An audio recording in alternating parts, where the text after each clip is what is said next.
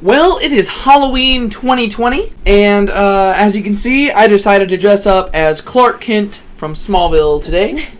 And so I thought this would be a very fitting day for us to begin Smallville Season 2. Yeah. You haven't seen the Season 1 video at the time of us recording this, and you probably won't see the Season 2 video for a while, because it's going to take us a while to get through it, but we're recording starting today on Halloween. If you haven't seen our first video, I have seen Smallville. I grew up watching Smallville.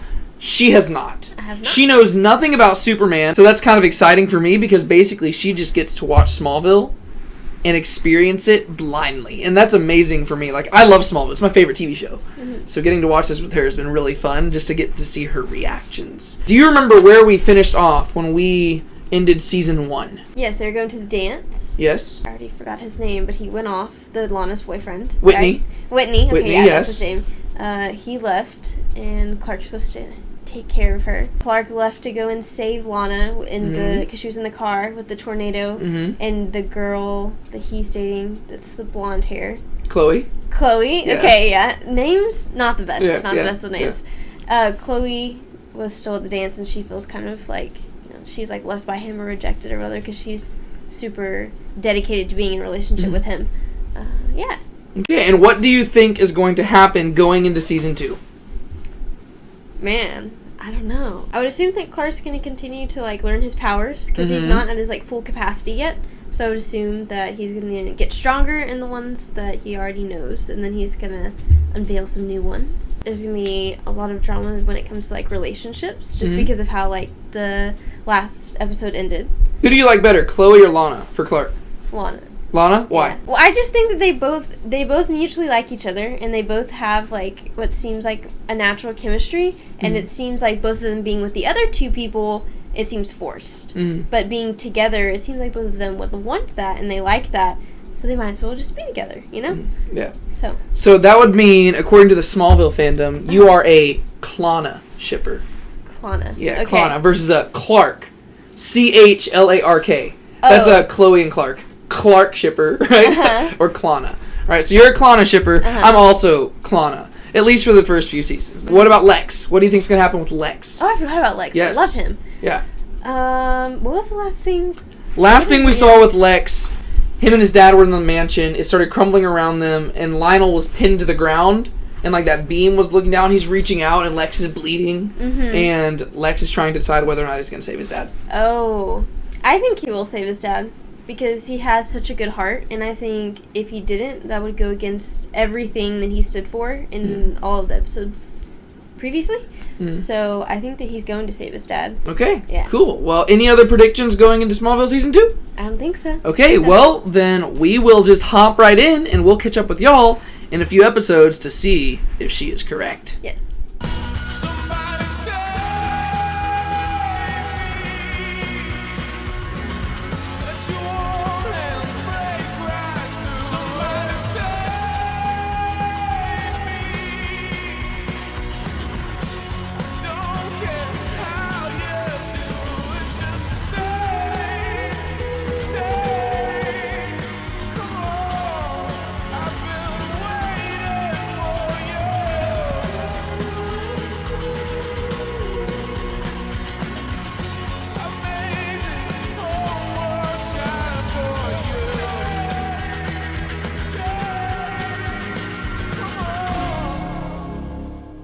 Well, this time we only watched 2 episodes. So we've only gotten through 2 episodes since we recorded the last thing. Yeah. Normally we try to watch 4, but we were getting a little bit tired, so we wanted to be able to give our full attention to them, so we did 2. So first off, we had Vortex, which is the season premiere, and that is the one that basically picks up exactly where Season 1 left off. Right? What did you think about that episode? Okay, well, when it first starts, it's like everywhere. Like, they're just, like, going through all the different scenes of all the places that left off, which is good, because you get to know where, all the characters stand.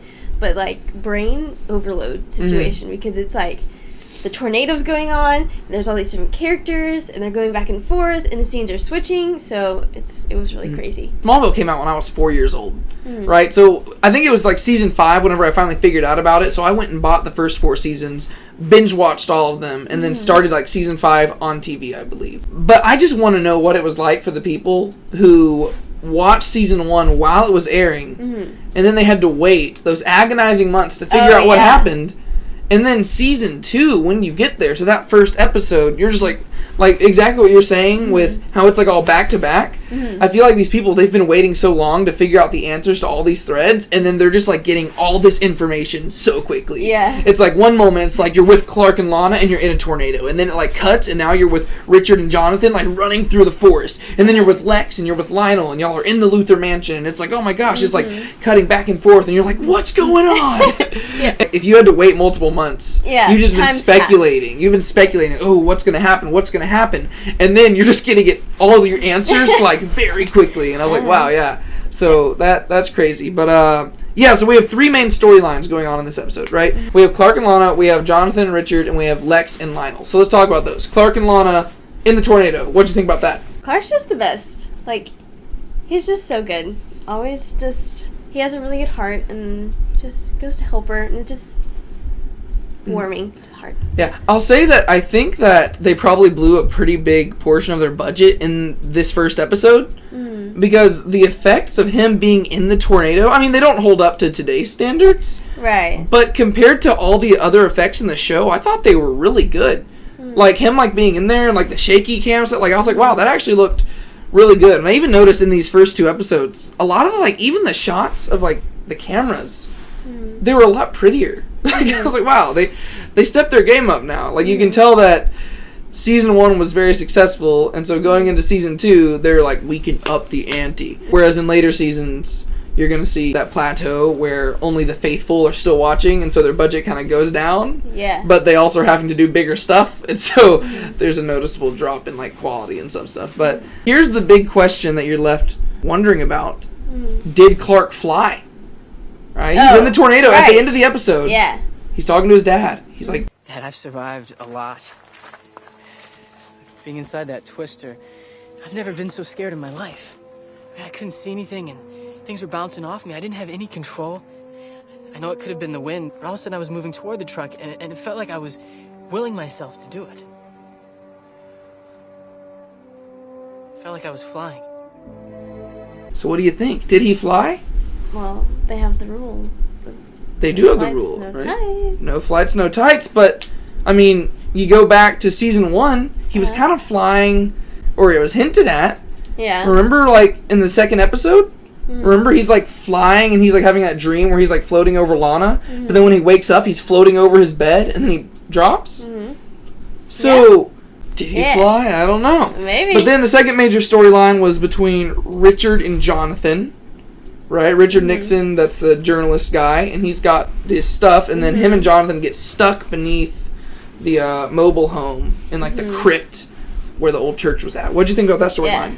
I remember him taking the thing out of the camera, and he threw the camera, and so Jonathan was like, oh, let me go get the camera. And I was like, actually, you're not going to get anything if you get the camera. You get the camera back, but you're not going to get anything important. And then he ends up tackling Richard and being like, well, because he sees the mobile height that he gets when at the he end. Jumps. Yes, at the end. Yeah, so at the end of the episode, basically at the end of the episode, they get out of the crypt, right? And what happens is Clark finally, he lifts the mobile home and goes down to get them, but there's meteor rocks down there. And Jonathan and Richard have kind of bonded, it seems, during this time, even though they obviously started off really rough, but they've bonded. And so Jonathan tells Richard, Clark is weak when it comes to the meteor rocks. Get him away from that stuff. But Richard knows this is a story. And so he thinks that Jonathan's stuck, and so he stuffs a meteor rock into Clark's pocket, and he starts dragging Clark out. And then lo and behold, as they're dragging, like as he's dragging Clark away, you just see Jonathan jump. Like he gets, like Jonathan's got them hops. We paused it and we rewound it just to watch. I don't know how John Snyder got that height. It was probably a stunt double. I don't even know. But when he comes flying in there, he's like, phew! It's really funny. It's not like a projectile like tackle. It's like he's coming like, phew! I don't know how he did it, but really impressive. And then we end up having Lex who shows up and he shoots Richard. Right, he shoots him, and then like they have that scene where Jonathan and Lex shake hands, and it seems like they're finally. That was the best part. I love that. I was like, yes, there's a chance they're going to start getting along. Everything's going to be good. Yeah, Lex has been waiting for this. Yes. So Lex, finally, he's got a father figure kind of in Jonathan a little bit. Mm-hmm. But him and his dad have been on better terms for sure. Yeah. Because basically he decides to save his dad. Mm-hmm. And by the end of the episode, we learn that his dad is now blind. And he tells Lex that he would have preferred for him to let him die. So what do you think about that? He's just super ungrateful, I think, because he could have let him die, but he took him out anyways. And even, I just think he still hasn't come to the realization of everything that he's done to Lex, you know? Not being there for him, and the things that he's done to him almost killed him back in the first season. So the fact that he, you know, pulled him out and was trying to be nice, be like, oh, this is my father, and I'm going to try and save him. He's like, oh no, you know, you should just let me die. Yeah. Yeah, I think, I don't even know if it's that he's ungrateful. I think it's just that he's a megalomaniac. Mm-hmm. I think it's like he's aware of what Lex did. It's just not a quality that he values. Even whenever Lex admitted it to Clark, like, it was actually a really cool moment where Lex came to Clark and he said, during the storm, my father was trapped beneath a column. If I hadn't pulled him out, he would have died. Before I did, I hesitated. I was thinking that maybe my life would be better off if I just left him to die. That's something I would definitely keep to myself. I would not go tell people, like, hey, but Lex, he's like saying, like, hey, I almost let my dad die. Mm-hmm. And Clark's like, well, hey, you at least saved him and stuff. But that's when Lex points out, he says, if anything, he'll probably see my saving him as a sign of weakness. And I think that's exactly what happens. Lionel, he sees it as a weakness. Mm-hmm. So it's not like, he's like, yeah, I mean, you should have let me die. Like, you're weak for having kept me alive. So that was Vortex, and then we moved on to Heat. Mm-hmm. Which is the second episode. That's what we watched. Mm-hmm. And what'd you think about that episode? I knew that Superman had, like, some sort of heat vision type situation, but the way that it was in this episode was not what I was thinking it was. So that was interesting. Yeah, this has always been one of my favorite episodes. Like, I'm hesitant to say favorite, because I don't know if it's like, I don't even know if it's one of my favorite, as in, like, it's my most enjoyable episode, because really there's a lot of stuff I think that's really stupid about it, but it's one of the most memorable episodes, because you're watching it, and just the way that Clark develops his heat vision, you're just like, that's funny. That's, like, it's so awkward. I mean, it's just like a Kryptonian boy just going through those changes, them teenage years. And all the producers were, like, sitting around a table, and they're like, how could we make this funny? Yeah. What could we do? Mm-hmm. Well, they're probably thinking, what was the most awkward time in life for me? And they're like, well, what about, like, puberty? His, like, extremely attractive and scantily dressed new teacher walks into the room, and he is just like, wow, hubba, hubba, gulp. And they're watching this video, and then all of a sudden his eyes start burning, and it's like, so Clark develops heat vision, and he learns how to use it fairly quickly. That's where multiple fires keep erupting. He also has this scene with Lana, and Lana starts saying some stuff to him, and that kind of gets his motor running a little bit, and you can tell that she's kind of flirting with him, and he's like, oh, and you, like, see his eyes get big, you're like, oh no, Clark, no, and he's like, oh no. Kind of, like, close his eyes, It's like, oh no, and then just, and Lana just, she handles it like a champ, like always. Lana just kind of, she's like, yeah, I'm fine, what happened? I'm gonna call 911. And he's like, yeah, that'd be good. Like, she's very, I mean, at this point in Smallville, I guess everybody's just, like, used to stuff. It's like, oh, random fire starts? Yeah. Okay. Well, the one thing I wondered was, like, okay, even whenever they were in the classroom, we can see, like, whenever Clark gets his heat vision, like, you can see it coming out of his eyes, so can they not? Because there's so many times when it's happened and there was other bystanders there, how did nobody see? Like, you're in an entire classroom of people. How did nobody see? That was Clark. Everyone was clueless, like, oh, what happened? Yeah, I think the implication is supposed to be, like, I mean, this changes because over the course of the show, it seems like it becomes more like lasers, kind of. But I think the implication, it's supposed to be like, it's like the heat ripples. Like, whenever you, like, look, like, whenever it's hot and you look into the distance and you see those ripples, I think it's supposed to be like that. I think the lines are supposed to be for us, like, visual cues. Okay. So it lets the viewer know, hey, he's on? using heat vision. So it's not just him being like, yeah. like something combust. Because then it would be confusing. You're like, did he do that with his mind, or but it's so like, you know, like, hey, he's shooting us out of his eyes. Right. Oh yeah, sorry, I forgot. We have a freak of the week, right? Her name's Desiree, and we're just gonna call her Desirable Desiree. I forgot that I do that naming thing. And I think they named her Desiree because of the term desire, which I think is super lame, but that's whatever. But yeah, she has the power to manipulate people to do what they want using the power of pheromones and seduction, right? And so she seduces Lex. He marries her. He's like, hey, Clark, I know I haven't seen you in a few months, because there's a multiple month time jump in between episode 1 and episode 2. Yeah, now they're sophomores. Yes, now they are sophomores. And after this whole fire thing in the school, Lex walks up to Clark. He's like, hey, by the way, I've got a fiance. We're getting married tonight. Want to be my best man? And Clark's like, yeah, I didn't have any homework to do. And so they get married, and then the whole thing turns out where this chick ends up just being this widow who is basically a gold digger who is using her powers to scheme rich people out of money. And that's what she's doing to Lex, and then she ends up seducing Jonathan to also do the same, like to go kill Lex. Yeah, that was crazy. And Clark gets framed, he's put in jail, and lots of stuff. Lots of stuff happens. She caused a lot of conflict. Yes, she did. What do you think about that episode? She's definitely not my favorite freak of the week, but she was good. Yeah. The thing I like more about the episode is not her, it's him developing the heat vision. Yeah. Because that's a really funny, like, that's just such an interesting concept to me when it comes to, I guess, the motivation for his powers. Because it also shows what he could use the powers for. Yeah. You know, like the X-ray vision, it gives him the ability to look through walls. But instead, he's not doing that. He is choosing to, you know, direct those in a more helpful manner. That he can use to help people. That's why I like Superman. He's got all this power. Like, people don't like Superman for some reason because they think he's too powerful. But that's why I love him so much, because he's this super powerful guy who could use his power for whatever. But instead he chooses to use it for good. We saw this in episode 1 just now. Richard Nixon, the journalist, he's telling Jonathan, he's saying, you have the most amazing being on Earth doing chores on your farm. Do you have any idea what I would do with his abilities? The wealth, the power he could amass. It's unimaginable. And that's when John says, I think I should leave that up to him for when he's older. But when do you suppose that'll be? Draft age? Drinking age? When he's ready. And that's why the Kents are so crucial, because they knew whenever they first found Clark, they were wanting to take him to a specialist to figure out why he could do these amazing things. But then Martha realized that if we left him there, that they would want to keep him and we'd never see him again. So I took him home. Now that may have been a mistake, but it was a mistake I'd gladly make again.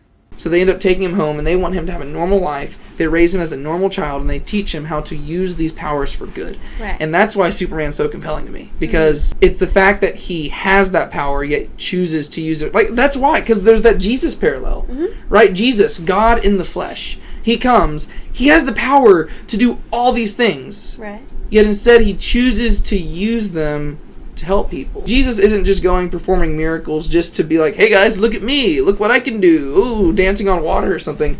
Instead, they all have a point. And he's going and he's healing the lame, he's giving the blind sight, he's dying for the sake of mankind, right? So that's why I really like Superman there. But is there anything else you wanted to mention about these 2 episodes before we go on? I think we're good. Okay, well then we'll go on to the next few episodes, and we'll check in with y'all after that for hopefully maybe a little bit shorter recap. Well, we're moving through this season a little bit slower than we moved through the last one, mainly because by the time we actually get around to watching these, it is so late in the day that we're tired, and we end up just watching 2, and then that's it. But maybe we'll get to more later on, and we'll get a little bit quicker. But what did you think about Duplicity? That is the episode where Clark reveals his secret to Pete, who discovers the spaceship.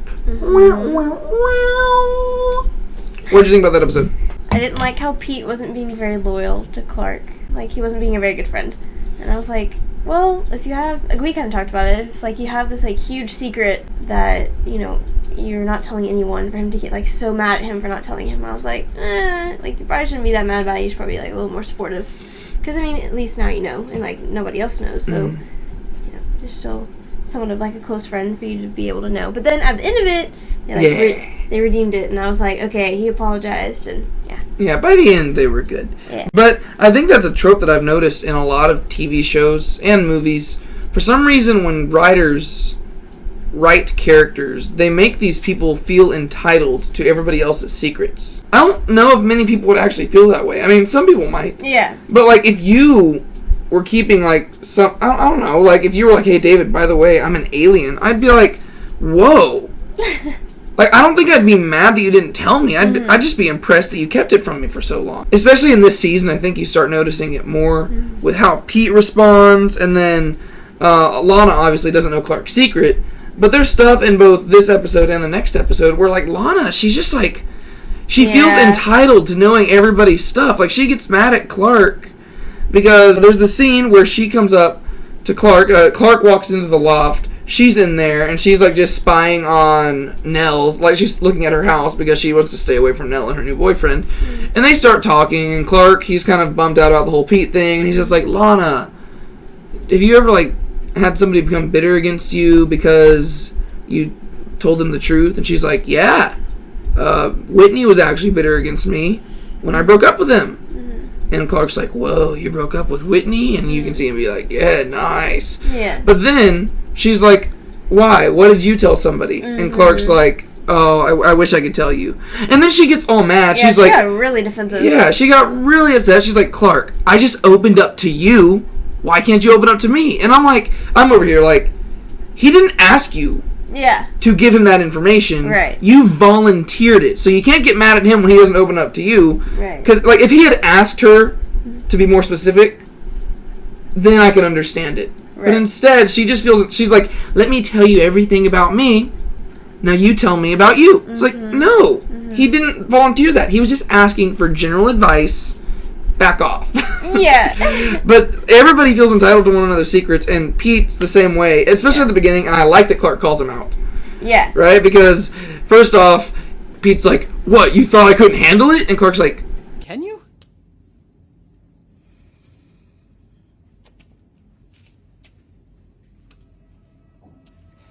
and then just like what you just said, he also calls Pete out later on and says, like, maybe I was right in not telling you with the way you're reacting. And the main villain of that episode would be Hurricane Hamilton. I don't know why I called him Hurricane. I was just going for the alliteration there. But it's Dr. Steve Hamilton. I think it's Steve. I think so. But he's been in multiple episodes. We've seen him for a while.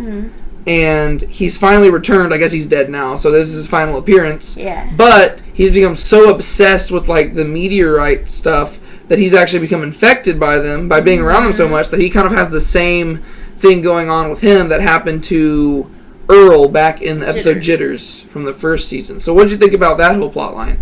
Yeah. I was kind of confused at first whenever, like, his hand was shaking, like, at the very beginning. Yeah. I was like, what is, like, I think that he's probably, like, the evil person. I was like, what is going on? Like, I'm very confused. And then he goes into the hospital with that dude and just, like, injects all of, like, the morphine into him and kills him. I was like, what is going on? Yeah, the guy who wrecked his truck. Yeah, that was...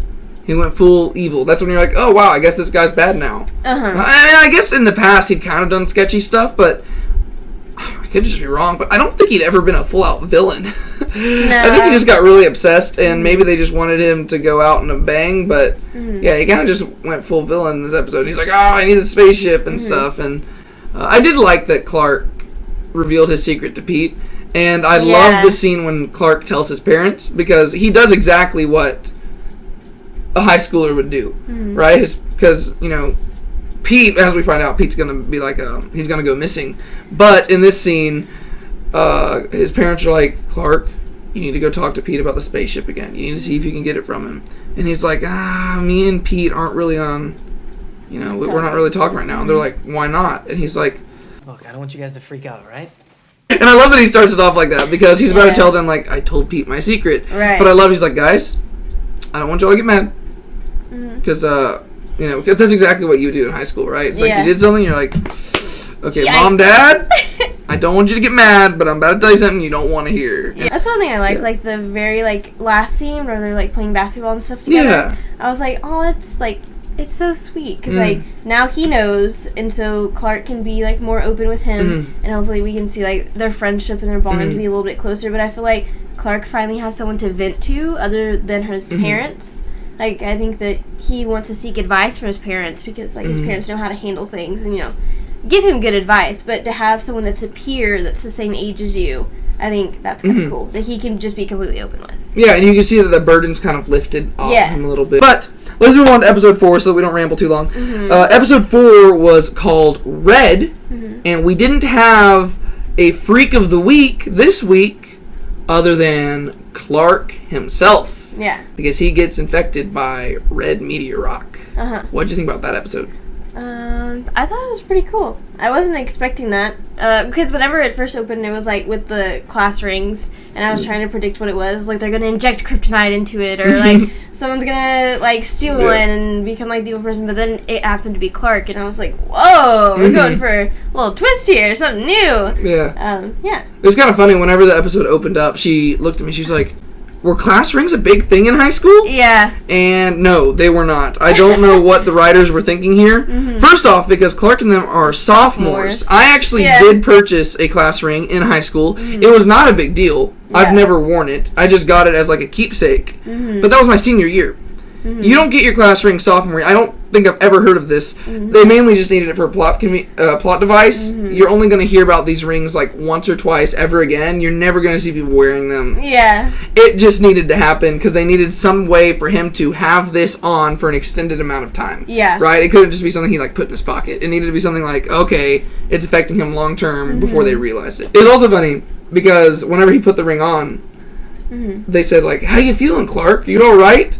And then literally you were like, oh, I feel great. And as you said it, it was word for word for what he said, and they said it at the exact same time. It was so cool. So it was like, whoa, nice. I felt like I was like predicting the future. That was great. And then we get to meet Jesse, who is Clark's kind of love interest for the episode. I'm hesitant to call her that, but what do you think about Jesse? I didn't like the idea that like Clark had a love interest for her, because I could see it like from the beginning, and I was like, none of that.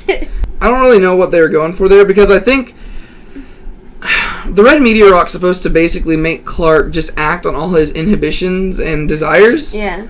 Saying some bold stuff. Yeah, he says some very bold stuff, but I don't really see why that would make him attracted to her, because I don't think she's the type of girl that Clark would in any way ever be attracted to. The other stuff made sense. Like, I could see him being very forward with Lana. Like, he's just like, he's not holding back. I could see him going and just spending all his parents' money because he's part of him's like, feels bad that they're always in debt. So I get that stuff.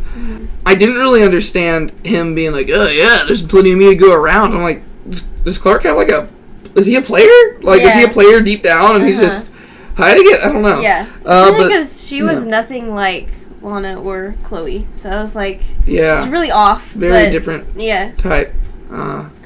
Yeah, I don't know. But this is something I found pretty funny. So what we find out is they're trying to figure out what the heck is wrong with Clark, and then Chloe comes in and is like, this lovely $350 piece of school spirit, it's a ripoff.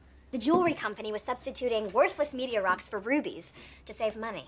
And I hear this, and I'm just thinking like, is that really a cheaper way to go about it? Because think about it. Rubies, very common. These are meteor rocks from outer space. Yeah. Right? I mean, these are very rare. And the green ones themselves are rare.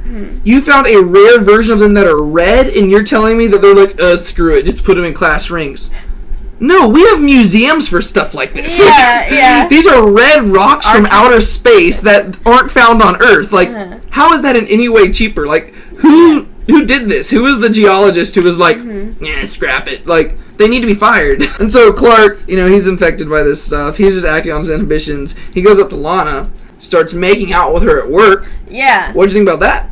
Yeah, I was like, well, hold up. Like, you're in the middle of work. You could probably do it in like a private setting. I guess he was acting upon his desires, so it makes sense why he did it. But at the same time, like, no. I don't get why Lana did it. Yeah. I mean, I get it. I guess she's really attracted to Clark. And, I mean, Kristen Crook did a good job playing the part. Because you can tell she's conflicted. She's like, I don't think I really like this. But then he's like, kissing her. And I guess, I mean, probably if you're in the moment. Opportunity. Yeah, I mean, you're in the moment. The person you really like starts just kissing you. You're probably going to be like, I mean, spirit's willing, flesh is weak. You're like, oh, all right. They've had 2 kisses now.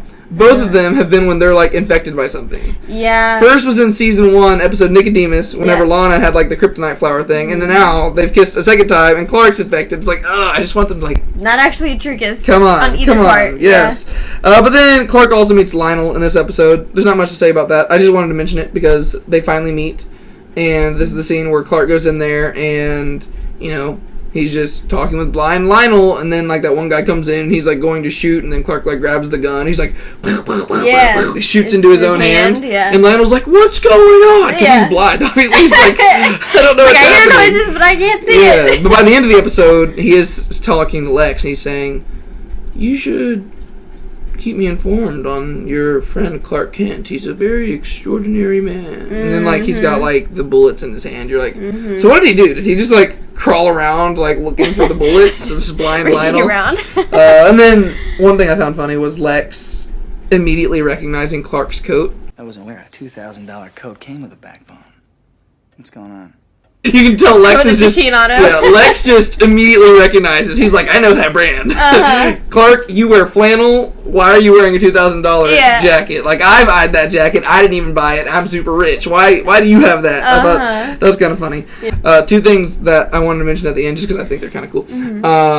You have Clark after he's... Oh, first off, you have the really cheesy scene when they break the red kryptonite ring. Oh, yeah. Which also doesn't make sense. If I'm just going to, like, provide some commentary here. They just brought out the green kryptonite on Clark, right? So now he is weak and presumably kind of functioning as a human, right? So he is not superpowered in this moment. Right. And they bring out a sledgehammer and sledgehammer his fist. Like, Clark's fist should be shattered right here. Yeah. I mean, he is under green kryptonite, and then they sledgehammer his, like... I don't know. I mean, I guess he still had enough power to, like, sustain that, but first off, Jonathan, maybe there's a smarter way to go about this. Maybe just use the green kryptonite, and then just pull the ring off. Just pull the ring off and go shatter it somewhere else. You don't gotta... And it was just a really cheesy effect. But then after that, Clark is apologizing to his parents, and he says... You know, Dad, the things that I did and I said, I really didn't mean them. Clark, the red meteor rocks might have affected your personality, but... We gotta face it, those feelings all came from somewhere. Now, I know compared to Lex, we don't have a whole lot around here, but up until now, I never really thought it bothered you. Maybe it does. Sometimes. And then I remember what's really important. And none of that stuff matters. No matter how crazy I got, you two stood by me, and that's something all the money in the world can't buy. To get biblical, you know, it's like more of like a faith and repentance thing, you know, where he realizes, yeah, sometimes I desire things I don't necessarily need, but then I realize what's more important, and it's what I've been provided. And I thought that was kind of a touching moment. I always want to comment on those because I love moments like that. They make me happy whenever the children appreciate the parents. Yeah. And then the final scene, I think it was the final scene of the episode, I don't know. But you have Clark approaching Lana with flowers. Oh, yeah, she's riding her horse. And to be fair, I understand why Lana is mad. Yeah, yeah. Clark took her on a date. They went to a bar. That's not either of their things. Even though apparently Clark has this desire to do it. I don't know. But they go to the bar, and he ends up leaving with somebody else. Not a good look. But, I don't know. Like, I don't really like her response here. Yeah. I feel bad for Clark. Anytime Clark does something wrong in the shows, and like in the show, it seems like he has to pay for it a lot more than anybody else does. Because you'll notice that in a lot of episodes, like this is a very common thing, people will be under the influence of something. Lana will be under the influence. Pete will be under the influence. Chloe, like anybody, they'll be doing something bad, and then by the next episode, they're just like forgiven. Yeah. It's like, oh, we realize you were under the influence of something. But every time Clark does something, nobody gives him a break. Yeah, they hold grudges. Like, he comes up to Lana, and yes, I get why she's mad. He apologizes to her. He says, hey, I just want to be friends. Let's go back to normal. I'm not asking to date you. Let's just be friends. And she's like, okay, well... So you thought that if you brought me flowers, I'd pretend like nothing happened? You have to believe me, all right? The things I said, the way I was acting, that wasn't me. Even the part where you said you had feelings for me? Lana. Clark, you can't have it both ways. Either it was you or it wasn't. And I'm like, okay... Going back to season 1, episode Nicodemus. Yeah. Lana, you did the exact same thing. That's very you true. were doing things, you were just acting impulsively, and you made moves on Clark. he forgave you for that, and honestly, the thing is, she technically doesn't even remember that happened. Yeah. So he can't, I guess he probably can't bring that up. Probably now is not the best time to bring it up. She's already mad at him, be like, oh, by the way, remember how I told you didn't do anything? You did the exact same thing to me. But technically, it's like, I don't know, like, he just forgave her and didn't even feel like bringing it up. Yeah. That's how forgiving Clark is. He's just like, let's not just bring it up. Be. You know? Yeah. She's just gonna hold a grudge. Ticks me off because I'm like, poor Clark. I mean, he doesn't get a break. Everybody else is like, yeah, it's fine. And then, okay, which episode did you like better? I think I like the second one better. Yeah. Yeah. Like Red. Yeah. I enjoy that episode.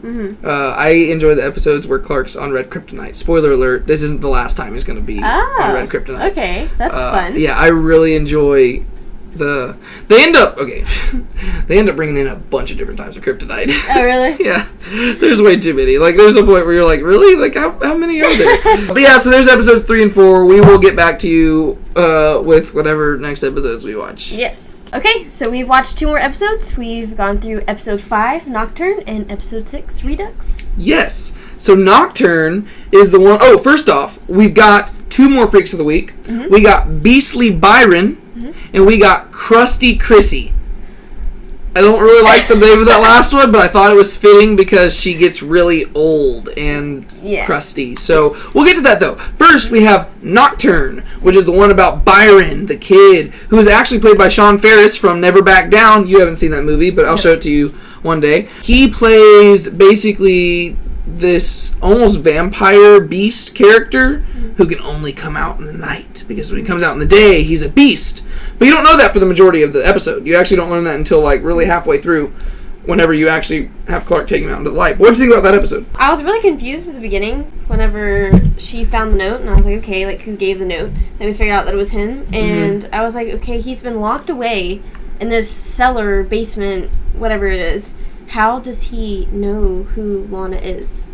Yeah, and they really never explain that. Yeah, like, how does he know her name? How does he, like, says that she inspires him, but, like, how would you know when you're not really out in the public? Yeah, no, that actually confused me, because you mentioned that at the beginning of the episode, and I was waiting for an explanation throughout the episode. Never came. Yeah. Yeah, because, like, this guy, presumably, they said that he's been down in this cell since he was really young. So at what point did he actually come across Lana to the point where he could become infatuated with her? I guess it could be implied that, because, you know, he built, like, stuff to sneak out. I guess maybe he'd snuck out for a while. Yeah. And he just somehow, I don't know when he would have seen her. Right. Oh, well, I guess maybe he just spied on her every time she went to the cemetery in the nighttime, because she always does that. Yeah. Why doesn't she go to the cemetery in the daytime? Oh yeah, we talked about that too, because every time she goes at night, there's always something creepy, sketchy that happens, but yet she continues to go the nighttime. You would think she would find a pattern, like, oh hey, whenever I go to the cemetery at nighttime, things keep happening, so let me go when it's light outside. Yeah, and not only does she go to the cemetery at nighttime, she goes to sleep on the tombstone of her dead parents. That was weird. Very odd. Oh, spoiler alert. Yeah, at the end of the next episode, we learn, turns out that maybe only one of those is her parent, because her actual dad could be alive. Dun, dun, dun. This is where we get to see Clark experience a little bit of jealousy, and so great. His faces are really funny. So good. Because we have this whole scene where, you know, him and Lana, first off, he's kind of jealous about this Lana getting these love notes, and he's admitting it's kind of stalkerish, and she's like, Clark, are you really telling me that you've never watched somebody from a distance? Which is funny, because that's how the show opens up, right? Season 1, episode 1, he's like spying on Lana with a telescope. He's spying on Lana with a telescope. And yeah, so he's definitely familiar with the whole stalkerish thing. And he's even kind of doing it whenever Byron delivers the second note to the grave. Because he brings a note, and then something happens to where Lana brings out a flashlight. Yeah. Byron flicks it away, and then I guess Clark thinks that he's about to, like, hit Lana, and Clark's like, get your hands off of her! And I'm like, was Clark just, like, spying on Lana sleeping on the grave for, like, a while, just, like, standing there? Like, you're still stalking her. But fast forward, for some reason they knock him, like, he trips, he falls onto a tombstone, cuts his head open. Instead of taking him to the hospital, they take him to the coffee shop, because that's what you do, apparently. Yeah.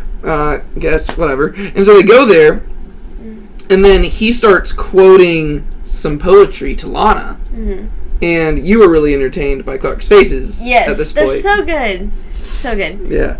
So you fast forward a little bit more, and Clark decides to double back because what they do is they take Byron back to his house, and the parents come out. The dad points a gun at him, get away from our property, don't ever come back. Well, Clark brings the sheriff and stuff. The parents act like their son's been dead for a long time. So Clark comes back another time with Pete. Don't know why he brings Pete. I guess it's to prove the point that I'm about to make, because Pete ends up getting harmed because Clark goes down there. He steals Byron out of there. Byron, once he gets in the sunlight, turns into a beast. He knocks Clark back. He knocks Pete into a car. And Pete gets really injured. Fast forward to the Talon. And what's Lana doing? She is just complaining about Clark's lies, secrets. She's mad at him because he went to Byron's place without telling her, but he brought Pete. Mm-hmm. And Clark gives what I think is a pretty rational response. Oh, yeah. He says, I didn't want you to get hurt. And she's like, is that it, or don't you trust me? And I'm like, Pete is in the hospital right now, Lana. Yes. With a hairline fracture. He's actually injured. Exactly. Yeah. Yes, Pete is injured, and if Clark had brought you would be the injured one. Mm-hmm. Fast forward a little bit more, Lana confronts Byron. Mm-hmm. Byron smashes her head against a wall, and she's out. Mm-hmm. Seems like Clark is in the right here. Mm-hmm. But of course, Lana is just complaining, lies. Clark, you're always keeping lies from me. Mm-hmm. At one point in the episode, you literally just looked at me, and you were like, Lana's stupid. So tell me, what do you think about Lana right now? Nothing pleases her, and she complains all the time. It's like, you do one thing, she complains about it, and then you do the opposite thing, and she continues to complain about it, or she just continues to complain about the last thing. It's like, nothing is ever good enough, and I don't really know what would satisfy her. Yeah. It's all about truth.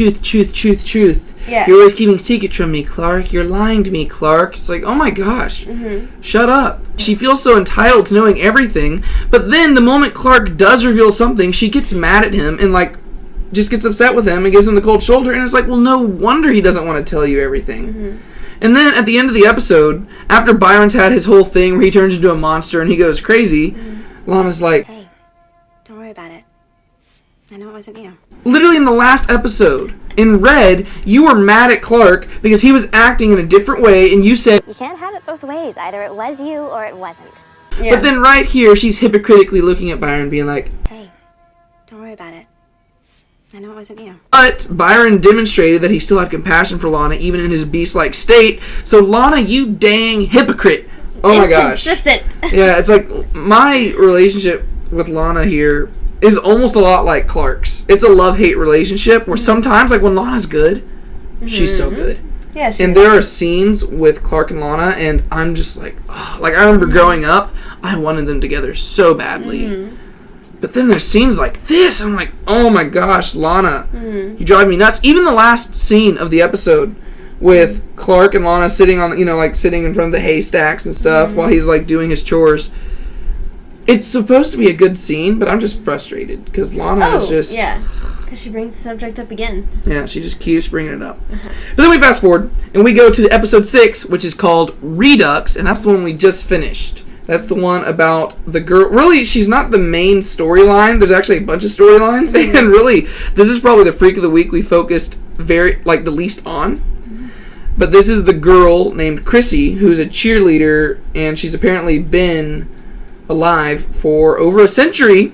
Yes. And she's just been siphoning people's youth. And Chrissy is played by Maggie Lawson, who, I had to look this up on IMDb, but she is from Psych. I knew I recognized her from somewhere, but she is in Psych. I don't think you've ever seen Psych, have you? I have not. Yeah, it's a pretty good show. I haven't seen all of it, but it's alright. What did you think about Redux? Well, whenever it first opened, I made the connection of it being the one episode with the guy in the wheelchair.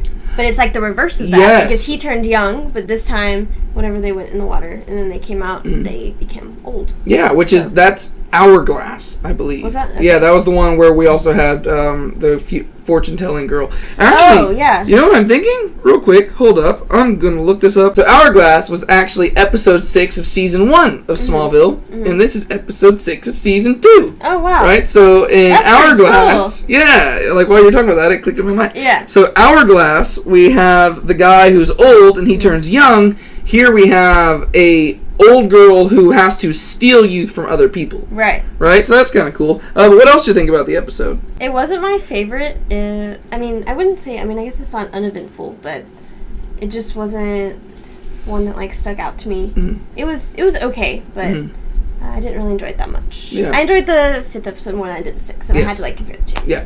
And I know you were really confused by the ending of it. She's, like, confronting the principal... Oh, and Clark pushes her. And she just, like, withers away. Yeah, very quickly. Just, like, spontaneously, like, combusts into the air. I was like, okay. Yeah. Interesting. I don't really know what they were going for there. I don't know if they were just, like, running short on time, and they're like, oh, crud. Because literally, I mean, there's a lot of episodes where Clark just, like, throws a person, and it ends. But this is, like, the quickest, like... There's really no big confrontation. I think even Clark was surprised. He's like, oh, usually there's more of a fight. Like, he just threw her through a screen...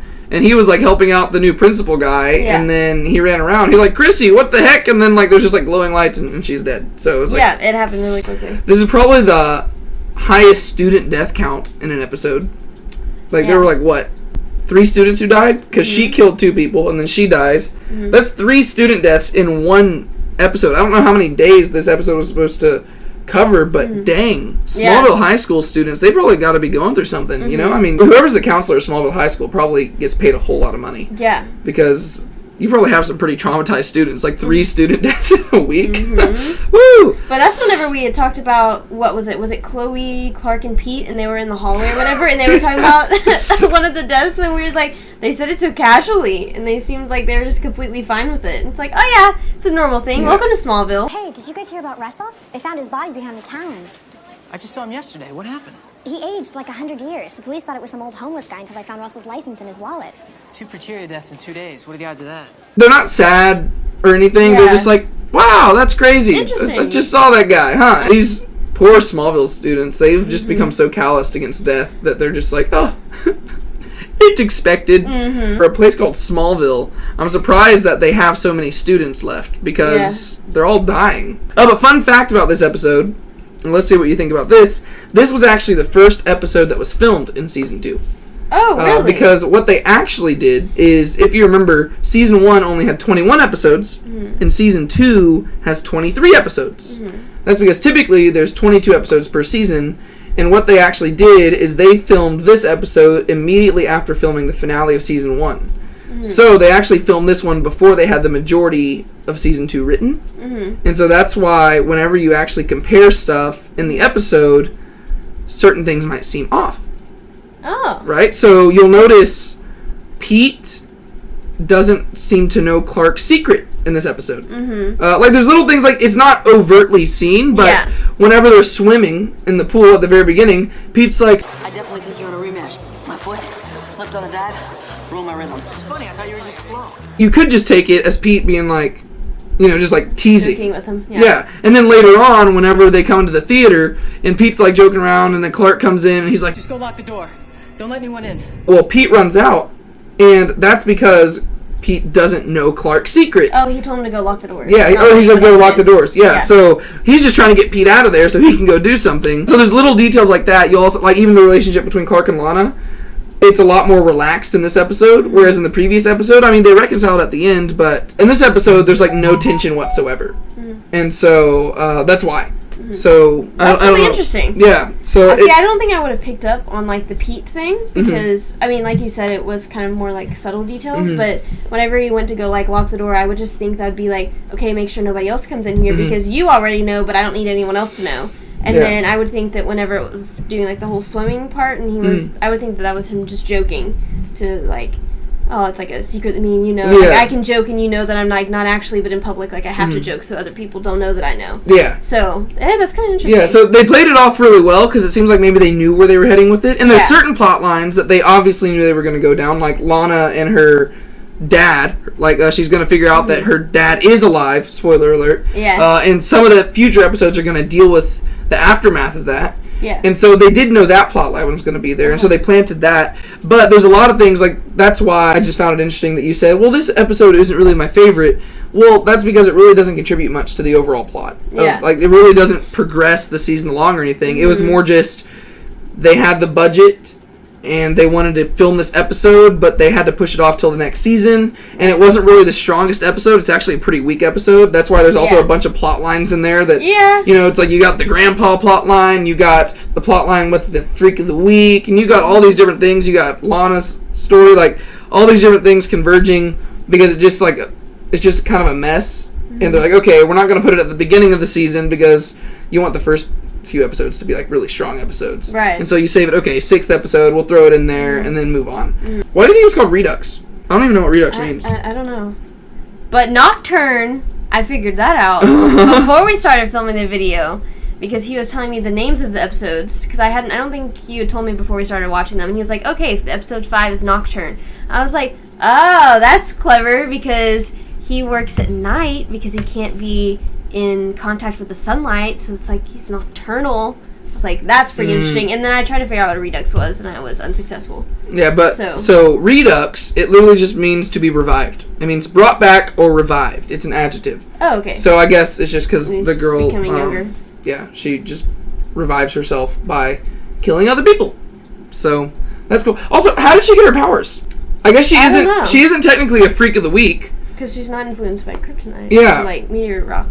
Yeah, now that I think about it, there's a few people in there where I think we've called them freaks of the week, but they're really not, if we're going by, like, meteor freak, because she apparently has had her powers for over a century, so she couldn't have got them from the meteor rocks, because those didn't come down until the meteor shower when Clark came. Right. And then also, I think Ryan, if you remember that guy from season 1, like the kid who could read minds, I don't think I don't think he got his powers from meteor rocks either. Oh. I'll have to do some research into that. I don't know. I don't think they ever explain where these people got their powers. Yeah, I never thought of that. It's interesting. Well, random thoughts. I don't know. We'll think about it. Maybe we'll figure it out. Maybe not. I don't know. But we'll see y'all when we get through some more episodes. Okay, so we have watched 2 more episodes. We watched episode 7, which was Lineage, and episode 8, which was Ryan. Yes. Originally, the day seemed like it was going to be a 4-episode day. Yeah. And then I had some family come over, and it quickly turned into a 3-episode day. And then we kept pausing the TV show to just talk and goof off, and so it turned into a 2-episode day. And now it is about 11:30 as we're recording this, and we realized we don't really have time for another episode, so we just figured we'd record after 2, and maybe tomorrow we will get in some more. Yes. Who knows? Maybe not. Alright, so first we had episode 7, Lineage. What did you think about that episode? Dang it, man, I'm already forgetting. See? She already forgot. Okay, it was about their lineage. Right? So we have Clark and this woman. Oh, yeah, the redhead shows up. Yes, the redhead shows up, and she says she's Clark's mom. What did you think about that episode? Oh, we talked about how there's a thing for redheads in this show.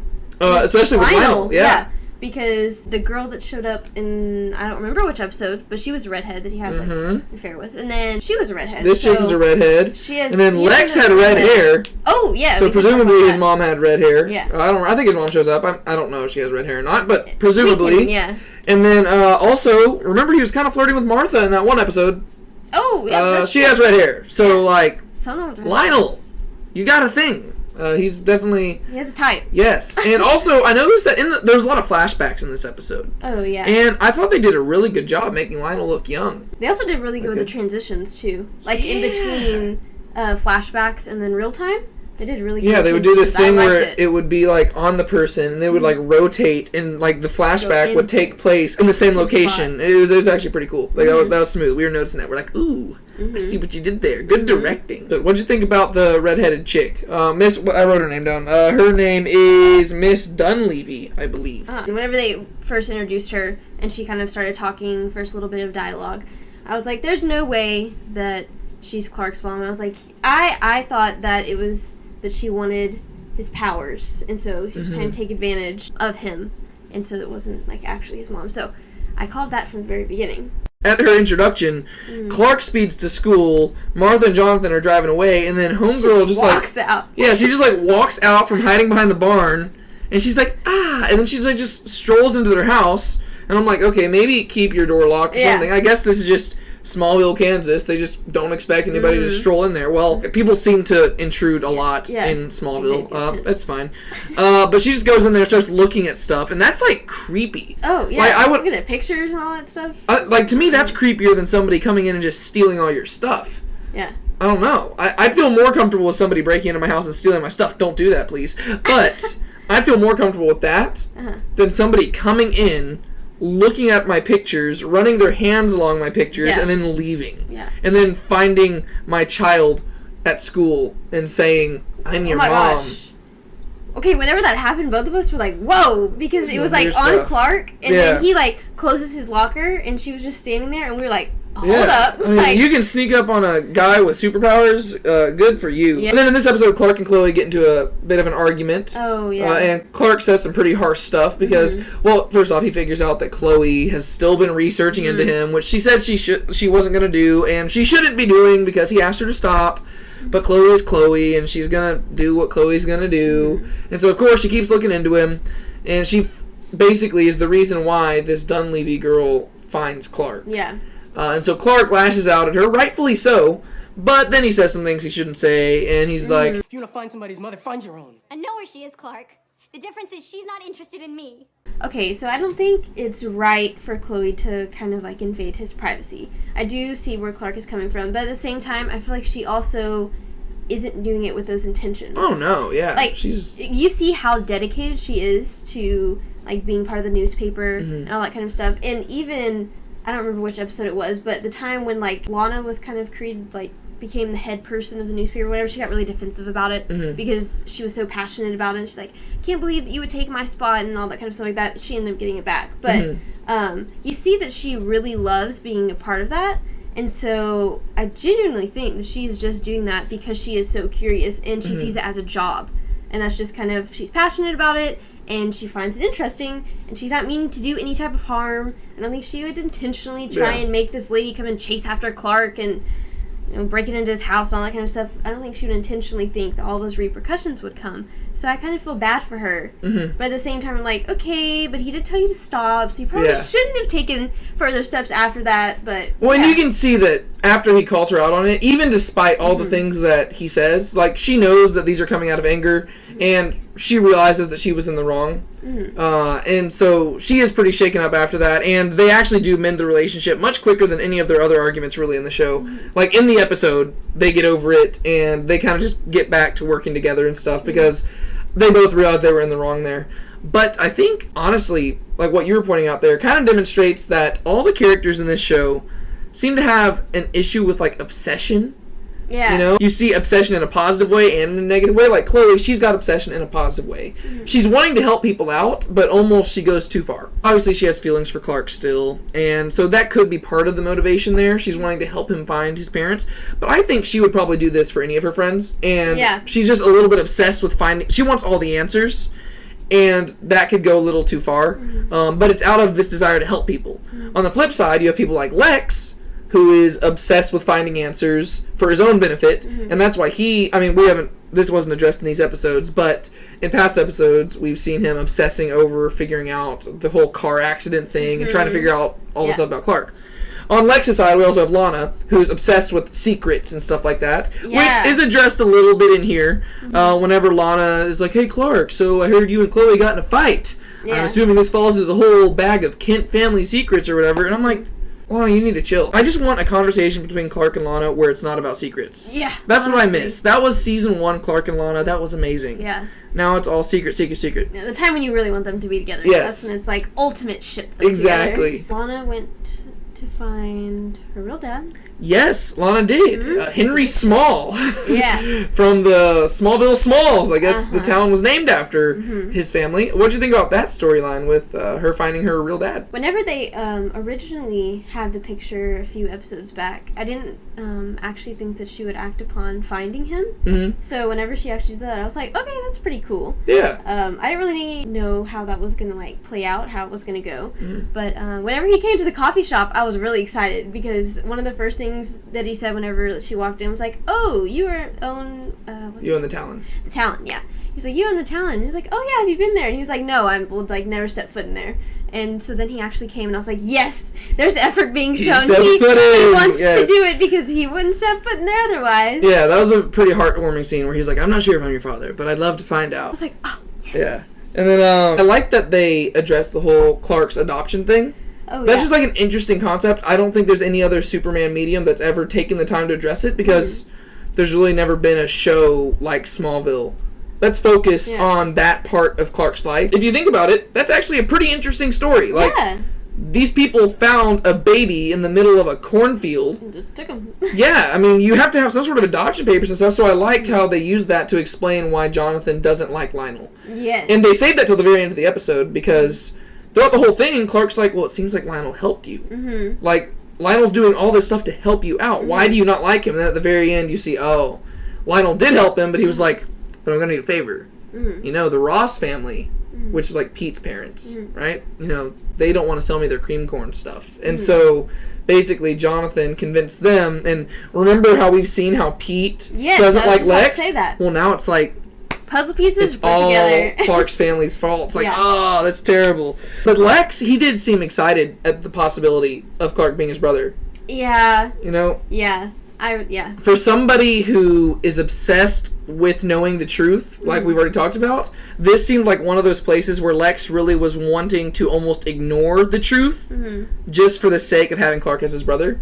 Like, Clark's like, no, you're not my brother. And Lionel's like, he's not your brother. And everybody's telling Lex, Clark is not your brother. But Lex is like, they're so terrible. But I really want him to be my brother. And to me, that's kind of, I don't know, it's sweet and kind of sad, because even whenever Clark and him are having that talk in the loft, I mean, you feel bad for him, because Clark keeps, like, saying, Lex, I mean, as cool as that would be, I'm not your brother. And, like, you can just see, like, Lex's face. He's like, aw. Like, which, honestly, whenever you think about it, it's still kind of weird, because I think Lex is supposed to be, like, 22 at this point, and Clark's, like, 15, I guess. He's a sophomore.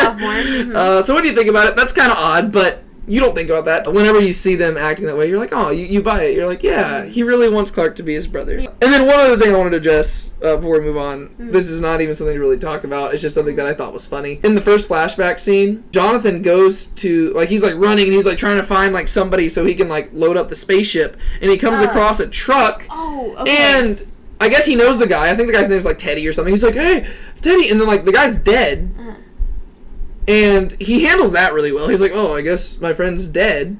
It seemed like he got shot. I don't know how he died.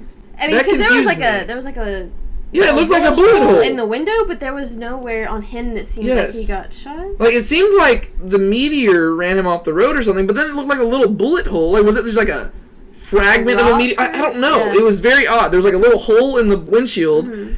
And then, next thing we see, Jonathan's driving the guy's truck. I'm like, what did he do with, like, this is his friend. Like, did he just, like, throw him out of the truck and be like, screw it, I need to go get this spaceship? And I don't know, I wish I knew more about that. Yes. But then we move on to episode 8, Ryan, where we get the return of one of our favorite characters from season 1, Ryan, the mind-reading boy.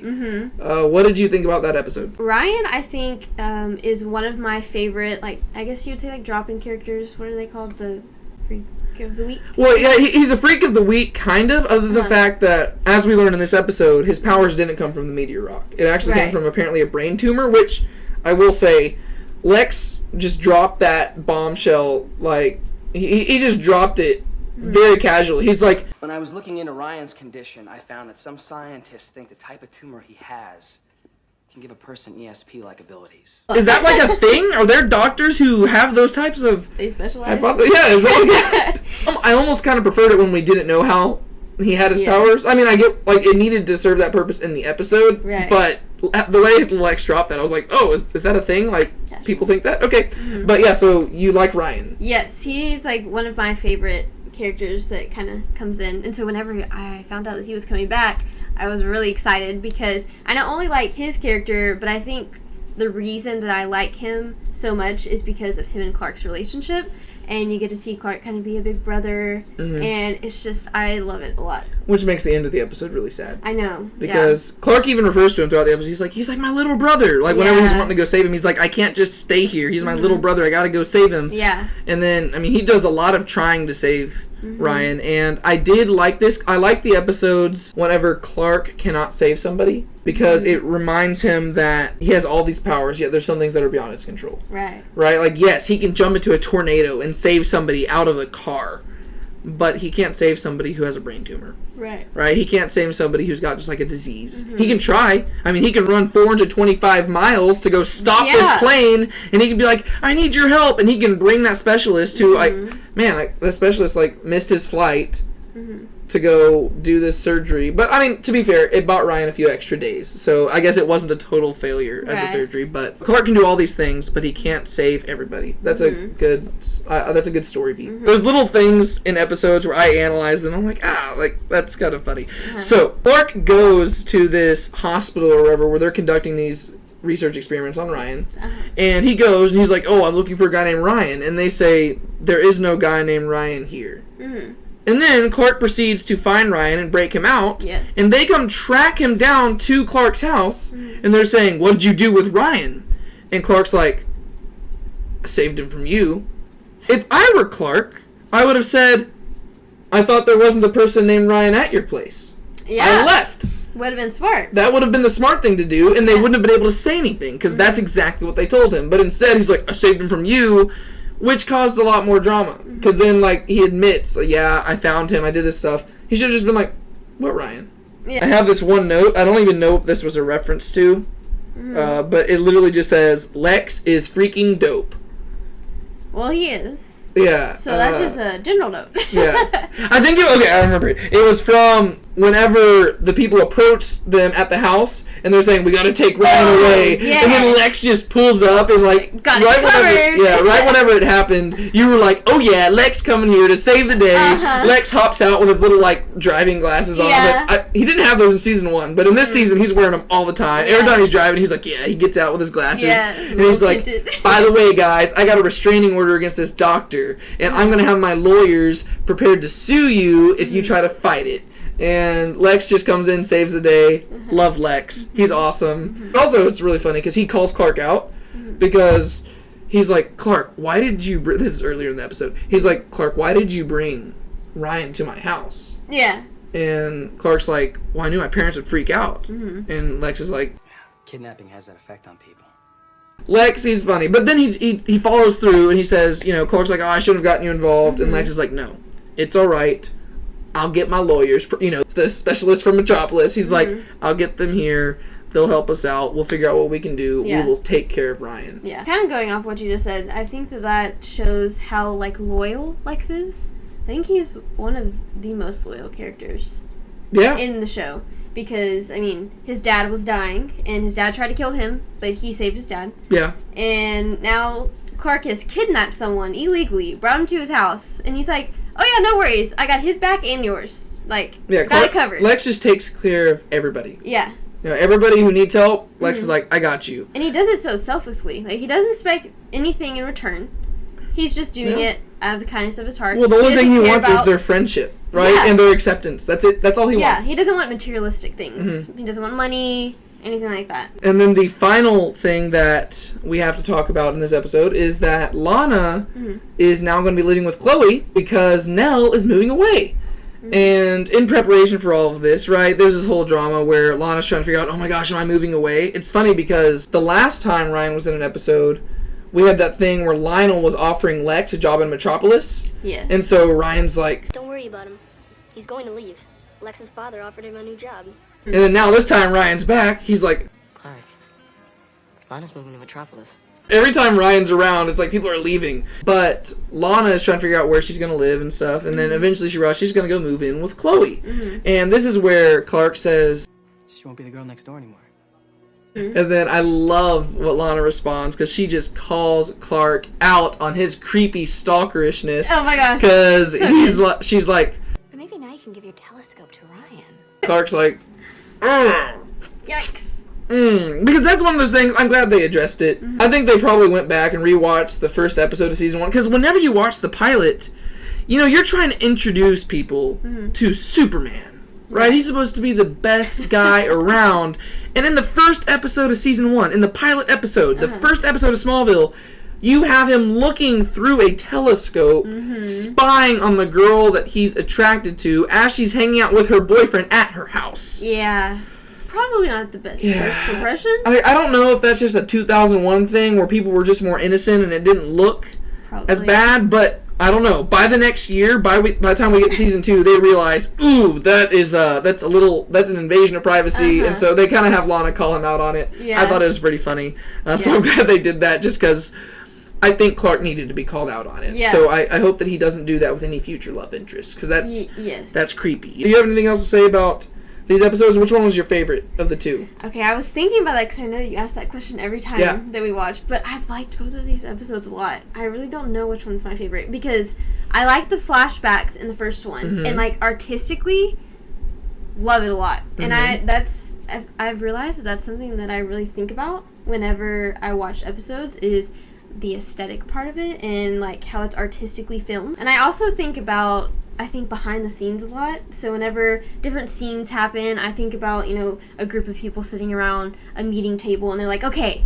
what do we think the best idea is? And them all throwing their ideas out and I'm like, okay, that's a really cool one. Like whoever decided to throw that out there, very creative, like it. And then I also just think about the filming process of them like being behind the scenes and they're like, okay, what would be the most efficient way to do this that would get our point across the best? Okay, so there's your arguments for the first episode. What would put the other one on top? And then the second one, I just love the relationship between Clark and I already forgot his name. Ryan. I was thinking about how Ryan is kind of the only kid that's a main character throughout the episodes we've watched so far. I don't know about future episodes, but we've watched so far, he's really the only kid that Clark interacts with. Yes. And so if you take Superman from a religious perspective, because there's a lot of, imagery there, you always talk about having childlike faith in God. Yeah. You had made the comment about how whenever Clark went to go and save Ryan, he was like, oh, Clark, I knew you would come for me. And we never really see Ryan doubt Clark at any time. He always puts his full faith and his full trust in him. And that's kind of how we're supposed to be with God. We're supposed to have that childlike faith because children don't really know otherwise, Yeah, and I honestly, I've never even really thought of that because I think in both episodes with Ryan, both season 1 and season 2, when we have both of those episodes, I don't think there's a single moment where Ryan really does doubt Clark. Whereas usually in the episodes, it adds drama to where it's like somebody might place their faith in Clark. And they're like, oh, you're not who I thought you were. And, there's always like this back and forth. Whereas with Ryan, you do have that childlike faith, right? He's like, I see who you are. I trust you're going to be there. Yeah. And even in his time of need at the beginning of the episode, he's not trying to escape. He's just trying to get out and get through the air vent so he can get to a phone and he can call Clark. Right? That's how we should be with God, right? He's like, I'm not trying to save myself. I'm just going to call on you, God, and I'm going to ask you to save me. And that's exactly what Ryan does. So that's cool. I think Tom Welling, the actor who plays Clark, I think he does a really good job with kids. Because I think that's also where you get to see the Superman in him, right? Because a lot of times when he's dealing with people his age and stuff, there's just a lot of, like, drama and stuff. Whereas whenever he's dealing with a kid, especially Ryan, who, like, loves comic books and views Clark as a superhero. Right. Like, you get to have him relating to this kid as that, like, beacon of hope that Superman is. But you got to make a call. Which one's your favorite? Episode 7, episode 8? I think I'm going to have to go with episode 7. All right, well, let's get to the next episodes. Okay, so we've watched 4 more episodes. Episodes 9 through 12. Episode 9 was Dichotic. Episode 10 was Skinwalker. Yep. Episode 11 was Visage. Yes. And episode 12 was Insurgents. Yes! So we finally got 4 episodes in, and because we've been talking more about these episodes than we did in the season 1 videos, this is actually going to be the last episodes we cover in this video, and we're going to save the remaining 11 episodes of season 2 for another video. And we started off with episode 9, which is Dichotic, and that is the one featuring Home Improvement's own Jonathan Taylor Thomas as the character who can split into 2 different people. I called him Even Ian. Oh. Right? Yeah. Even Ian. Yeah. And that's because he can split into 2 different people. This is the episode where it opens up when they're in shop class and Clark has created the S symbol. Yeah. Right? And you're like, whoa, that's kind of cool. So what did you think about that episode? Well, it started off pretty crazy when he just went in and just, like, killed his teacher because he didn't have the grade that he wanted. And I thought I was, because, like, when I was in like high school, I was very academically competitive, and I thought I was a little strict on myself with grades, and I thought I was a little crazy. But he took it to the next level because he had a C in class, and that did not settle well with him. So he just straight up went and killed his teacher. Yeah, he went pretty crazy there. Mm-hmm. And you know who else went crazy in this episode? We had Lex, who decided to just get angry and beat up this meter dude's car with a golf club. Yeah. Which led him to being in an anger management class where he ran into somebody he ran into earlier in the episode. Mm-hmm. This woman named Helen. Yeah. Right? So Lex has his own little love interest going on over these episodes. What did you think about Helen? Yeah, I was excited because we haven't seen like a love interest for Lex, really. Yeah. So other than the one episode where he got tricked into marrying that one chick. Yeah, but yes, a genuine love interest. Yes. Yeah.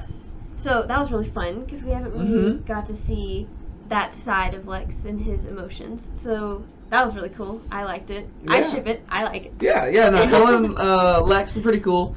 I think Helen is a good balance to Lex. Like, you know, because he's trying to be a good guy. We've talked about this. You actually said that the more you watch Lex, the more you like Lex. Yes. And I think Helen is good. She brings out the good in him. Mm-hmm. You know, even over the course of the episodes, they have some drama over these different episodes. And she really is drawing him to be a better person, right? Which is kind of good because he wants to be a better person, and that's why it's good that he's kind of pursuing her. And I think Clark picks up on it too. Yeah. From the first time they met. In the hospital. Whenever they're in the hospital, Jonathan broke his leg.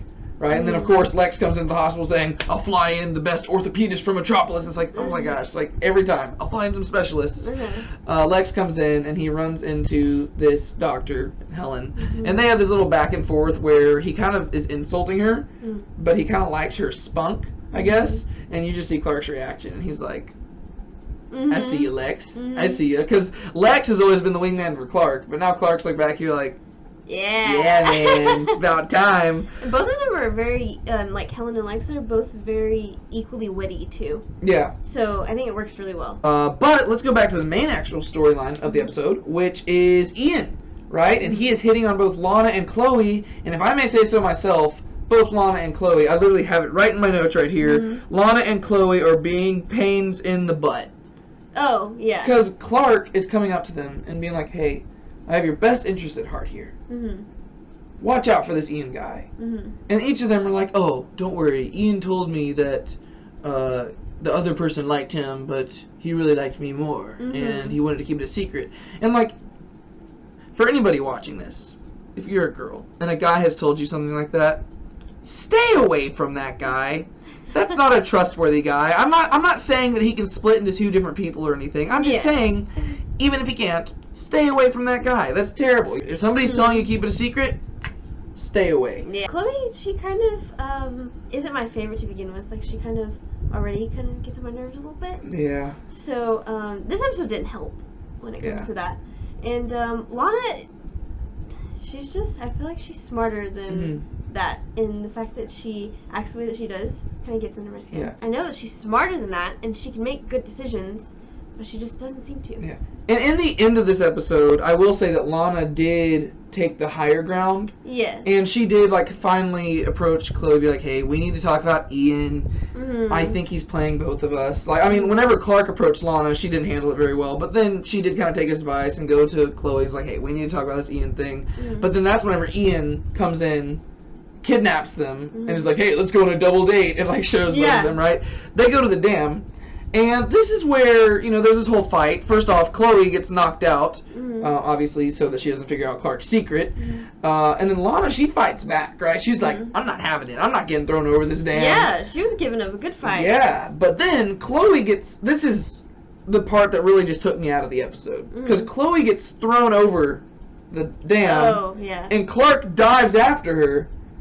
And they're both just falling, but for some reason, gravity works faster on Clark. And then he lands at the bottom and catches her, and how he catches her, she certainly should have died from whiplash. Like, just like, he catches her, and then, like, her head's like, ugh, like, falling that far. Yeah. She should not have survived. Yeah. And the whole episode ends with probably one of my favorite Clark moments of the show so far, where, you know, Lana and Chloe call him up into the Talon, and he comes in there, and they're talking with him, and they're saying, Clark, we shouldn't have second-guessed you.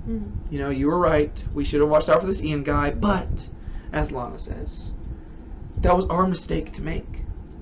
Yeah. And Clark's like, well, you know what? I'm disappointed in y'all. Like, Clark actually, he kind of turns into a parent here. Yeah. A little bit. He's like, I'm genuinely disappointed in y'all. And usually Clark doesn't do this. Usually Clark just gets thrown around by these women, and like he just lets them like say whatever, and he's just like the little puppy dog who has to deal with it.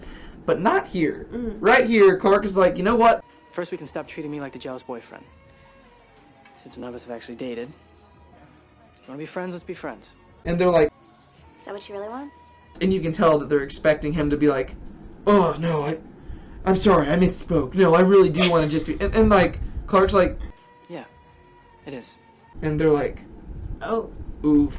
You can see Didn't Lana. see that one coming. Yeah, Lana and Chloe just kind of look at each other. They're like, oh, dang. And then Clark just like walks out. Obviously, first off, Clark does not mean what he's saying. I mean, within a few episodes, he's going to be hitting on Lana and stuff again. But in the moment, you know Clark, he feels like a champ. He walks out of that place, he kind of smirks a little bit, and then he just like walks off into the distance, and the episode ends. What did you think about that ending? Well, the way that Chloe and Lana responded, how they were kind of like trying to question him and things like that. In my head, the only thing that I could think was, if it wasn't for Clark, both of y'all would be dead right now. Right? So y'all sitting here like, it was our problem to handle. Well, was it really? Yeah. Because you would have no other problems to handle anymore if it wasn't for him. Yeah. Because you would no longer be here. Both of y'all would be dead. That's funny. I honestly didn't even think about that. Yeah. Because I think I just take for granted the fact that he saves them almost every week. Yeah. They always get upset with him, and they're like, it's my mistake to make. And it's like, well, listen to what he's saying. Yeah. I mean, what he's saying is correct. Yeah. Like, if it wasn't for him, you'd be dead. Like, yes. Like, if he hadn't been a good friend, you'd be dead. Is that really a mistake you wish that he'd let you make? You'd be dead right now. Do you have a death wish, Lana? Jeez Louise. But he also, like, time and time again shows that he's protecting people and keeps them from dying. So you would think they'd be like, okay, he has a good reputation. Yeah. Let me trust what he says. Because every time he seems to go in the right direction. But you know what I think this is? Really not. I think this is, once again, a Jesus metaphor. Really? You know, I can't help but see it. Here we go. But that's exactly how we treat God, right? I mean, God's never failed us. He's always doing the right thing. But time and time again, we're like the Israelites wandering in the wilderness. We're like, God, I've seen all these amazing things you've done, but you know what? I'm going to doubt you again. And I'm going to go do my own thing, and I'm going to go sin. Even though you've told me I shouldn't go do this, and you know what's best. But for some reason, we go do it. We are the Lanas and Chloe of this situation. Yeah. Think about that. Does that not make you feel terrible? Think about that whenever you're going to bed at night. That's harsh. But let's move on. Because then we get to episode 10, and that's Skinwalker, and this is the episode where we meet the caves. Yeah. What did you think about that episode? Oh, that's whenever they found the little octagon piece Yes. that goes to the spaceship, and it was in the rocks. Yes, and there's all the an paintings and octagonal everything. hole in the cave walls, and Clark's like, oh my gosh, this must be connected to, like, my stuff. And Jonathan's like, it's an octagon. It's a very common shape, Clark. We were talking about that. We're like, beyond stop signs, where else is an octagon yeah, a tell me common that, shape? Jonathan. Like, where else do you see octagons? Like, don't tell me that octagon's a common shape. It's really not. Like, beyond a stop sign, I don't think I've seen many octagons. No. Especially the exact size of the ship's key. Especially because Jonathan's somebody who usually overthinks things. You'd think that he would actually give credit to this. But yeah, continue. Okay, so the episode opened up with, Clark and Pete dirt biking. yes, and then the wolf ended up... Oh, yes, it actually opened up before that. It opened up with the site where the people were, like, Luther Doing the Corp was trying to do construction. some stuff, and then this guy gets killed by this wolf. Yes, and so once, I don't think it was right whenever that scene happened, but once we met the guy... The Native American guy. yeah. Yes, I don't remember his name either. Okay, well, I initially thought that he was the wolf. Yes. I was like, yes, absolutely, that's him. Yeah. But then he got arrested and framed at one part, and I was like, it's not going to be him anymore. Like, there's no way that they're going to make it that obvious to her. It's like, okay, let's frame him, and he's actually going to end up being the bad guy then. And I was like, okay, that's strike one. So once Kyla and Clark started, like, interacting more, I just became more suspicious of her. And it was probably, like, 5 minutes before it was revealed that she was the coyote wolf. I was like, I changed my hypothesis. I no longer think it's the guy. I think it's Kyla. Yeah, it was actually really fun watching this. I was just listening to her guess about these things, and she was falling for it the entire time. She was like, yeah, I think this guy's the wolf. This guy's definitely the wolf. And then he gets arrested. She's like, I don't know, maybe not. Yeah. But then he says some things. She's like, oh, maybe he is the wolf. And then all of a sudden, Clark's talking to Kyla, and she's like, I don't know. Kyla might be the wolf. And then the guy did something. She's like, nah, I think the guy's the wolf. And she's like, nope, I think Kyla's the wolf. And then Kyla turned out to be the wolf. And she's like, boom! I think it was the scene whenever Kyla and Clark were talking in the barn. Yeah, right? and they were talking about the ability for like humans to turn into animals. And I was like, oh yeah, it's definitely her. Like that is my final stance. It's her. She's it. Yeah, so that was a good little twist they had there. And then obviously Kyla ends up dying at the end of the episode, right? And that's kind of a sad little moment where Clark, because he kind of fell for this girl in the course of this one episode. And even everybody else is kind of, I mean, whenever he first meets Kyla in the bottom of the caves, I mean, he's like, Lana? Because she kind of... Okay, she kind of does. She does look like Lana a little bit. Yeah. And he's like, Lana, is that you? And then even other people are like, Lex. He's like, so, why are you all of a sudden obsessed with this Kyla girl? What happened to Lana? And Clark's like... It's a completely different feeling when the person likes you back. And I was like, fair enough. I mean, to be fair, Lana does like Clark back. She doesn't really exhibit it, like doesn't really treat it that way. Yeah, she's just not. Lana's just Lana, you know. So at the beginning of the episode, when they're riding the dirt bikes, I remember, like, I wrote it down where you commented. You were like, "This seems very random." Yeah, it was really random, and I said it right before he like. He said it perfect timing. Right when the dirt bike like hit the tree trunk, I was like, "Why are we watching Pete and Clark going on these like dirt bikes for so long?" I was like, "This is so random." Like, it was a very extended shot. I was like, "Surely something's gonna happen." He's like into the branch. I was like, "Okay, perfect timing." It was really funny. Like throughout this entire episode, you were always like 10 seconds ahead of what was going on because like you were like, "This is really random," and then he hits the thing, and then like he flips. It's kind of a weird moment. Like he flips and just like goes straight to this hole, and you're like, "Oh." That makes sense. I see why. And then same thing with like the Kyla reveal and all that stuff. Like you're always like one step ahead of them, which was fun. She was super forward with Clark. Oh yeah.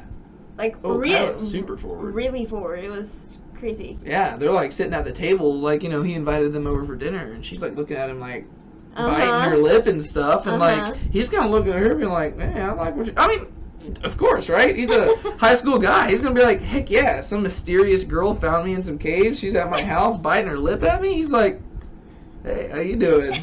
And then like, they're going up into the loft, and then like she's like looking at the stars and like his hand. Yeah, and they're like looking at stuff. He's like, I'm into this. And then Lana walks in, and kind of awkward because Lana's probably like, that looks like a discount version of me. Like what's going on here? But then also Clark's really close to her, and I don't think I like that very much. And yeah, so that's kind of fun stuff. Yeah. Whenever they're exploring the caves, Kyla explains to Clark some of the prophecies, right? There's this guy named Naman who is apparently some hero type figure, like this almost messiah figure who falls from the clouds, right? Who comes from the sky, and he's gonna save the people. Yeah. And obviously Clark is intrigued. He's like, oh man. Especially when he sees the octagonal hole, he's like, I think this is me. Yeah.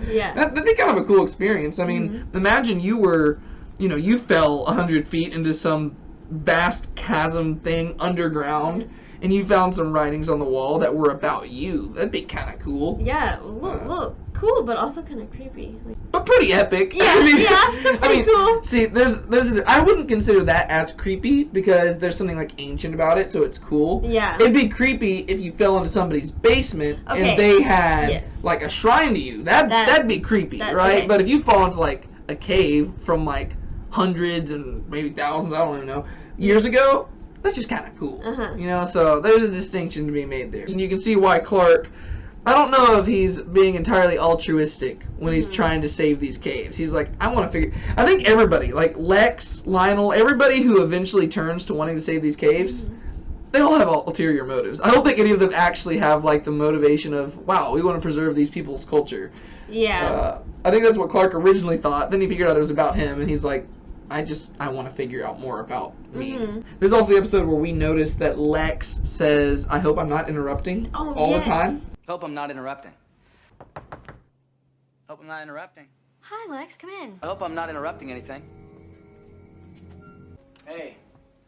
I hope I'm not interrupting anything important. Not at all, Lex. Yeah. I wish we had a counter for how many times he said that. Uh-huh. Because he says it nonstop. Yeah. That's almost like Michael Rosenbaum's default line that he's given whenever he enters in for a scene. He's like, hope I'm not interrupting something important. Like, he'll walk into the Luthor mansion and he'll talk to Lionel. Be like, Hope I'm not interrupting. he'll walk into the Kent farm.